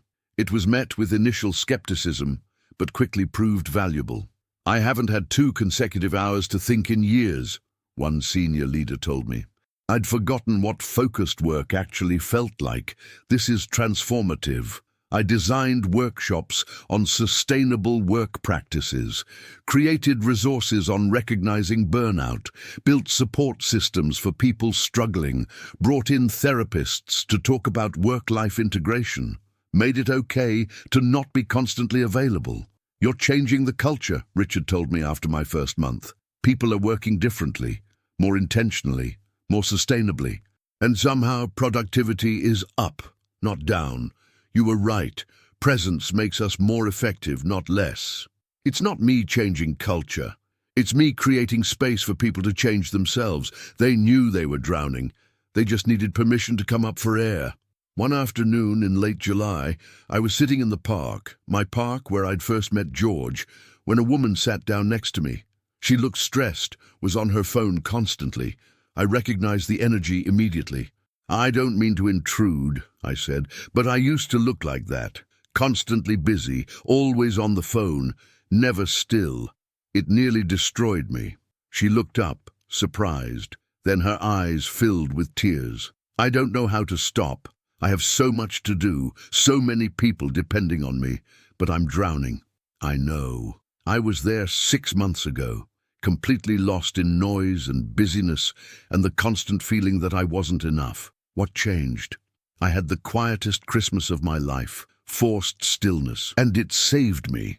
We talked for an hour. I told her my story, gave her resources, invited her to the prayer group, encouraged her to find a therapist. She cried, thanked me, said she'd been praying for help, and maybe this was it. After she left, I sat in the quiet of the park, overwhelmed by the beauty of it. 6 months ago, I'd been the one drowning. Now I was the one offering the lifeline. The transformation had come full circle. That evening, I wrote in my journal, 6 months since my quiet Christmas, 180 days of choosing differently, half a year of building a life around stillness instead of noise. I have a new job helping others work sustainably. I lead 2 prayer groups creating space for others to discover quiet. I'm teaching a university course starting in September. I speak at workshops and churches and conferences. I have real friendships with people who know my story. I have family who've seen my transformation firsthand. But more than what I do, I've become someone different, someone who values presence over performance, someone who chooses being over constant doing, someone who's learned that stillness isn't emptiness, but the foundation for everything meaningful. I'm not the same person who sat alone on Christmas Eve, drowning in loneliness and noise. That person was lost. This person has been found. Not because God rescued me from my circumstances, but because God met me in the silence and taught me to live differently. The quietest Christmas of my life was the beginning of everything. The crack that let the light in, the forced stillness that showed me another way, the silence that saved me. And now I get to help others discover the same salvation. Now I get to create space for others to find what I found. Now I get to show people drowning in noise that there's another way to live. This is my calling. This is my purpose. This is what the quiet has been preparing me for all along, not just to be healed, but to help heal others, not just to find stillness, but to help others find it too, not just to be saved, but to participate in others' salvation. 6 months ago, I thought my life was over. I thought I'd failed at everything that mattered. I thought I was alone and abandoned and beyond help, but I wasn't alone. God was there in the silence, waiting for me to be still enough to notice. And once I noticed, once I learned to listen, everything changed. The transformation isn't complete. I still have hard days. I still reach for noise sometimes. I still fall back into old patterns occasionally. But I'm different, fundamentally, deeply different. And that difference is spreading to others, rippling outward in ways I couldn't control or predict. That evening, I sat in my apartment in deliberate quiet. No TV, no music, no phone, just stillness, the sacred space I'd learned to create and protect and value above almost everything else. And I prayed, thank you. Thank you for meeting me in the silence when I was drowning in noise. Thank you for teaching me that stillness isn't emptiness but your presence. Thank you for the transformation that started with forced quiet and became a chosen way of life. Thank you for George and Martha and Dr. Morrison and Rebecca and everyone who helped me learn to live from stillness. Thank you for the prayer group and the workshops and the new job and every opportunity to help others discover what I discovered. Thank you for saving me, not from my circumstances, but from myself, from the constant running, the endless noise, the performance that was killing me. I'm yours. This quiet life I'm building, it's yours. This calling to help others find stillness, it's yours. Use me however you want. Lead me wherever you're leading. I'm listening now, finally listening, and I'll keep listening, every morning in the stillness, every Tuesday evening in communal silence, every moment I choose presence over performance, being over constant doing, quiet over chaos. This is my testimony. I was lost in noise, and silence saved me. I was drowning in constant motion, and stillness taught me to swim. I was dying from busyness, and quiet gave me life. Not because silence is magic, but because silence is where you speak, where truth emerges, where we finally hear ourselves, hear you, hear what actually matters underneath all the noise. Thank you for the quietest Christmas of my life. Thank you for 6 months of transformation. Thank you for whatever comes next. I'm ready, not perfectly prepared, but truly ready. Ready to keep growing, keep learning, keep helping others discover that there's another way to live. Ready to keep choosing quiet in a noisy world. Ready to keep being present in a culture of distraction. Ready to keep living from stillness instead of constant motion. This is my life now. The life the quiet gave back to me. The life I get to share with others. And it's beautiful. Imperfect, but beautiful. Real, but beautiful. Actually lived instead of just performed. And that makes it the most beautiful thing of all. I opened my eyes and looked around my apartment, my home. The place I'd made sacred through choosing stillness over noise. The place I'd learned to simply be instead of constantly do. Outside my window, Seattle hummed with summer evening noise. But inside, I'd created sanctuary, not by escaping the world, but by learning to be present within it. Not by avoiding activity, but by choosing which activities aligned with my values. The quietest Christmas of my life was 6 months ago, but the transformation it started would last a lifetime. Because I'd learned something the culture works hard to make us forget, that stillness isn't laziness, presence isn't unproductive, quiet isn't empty. Stillness is the foundation for everything meaningful. Presence is the only way to actually live. Quiet is where God speaks and truth emerges, and we finally hear what matters. I'd learned to live from that understanding, and now I got to help others learn the same.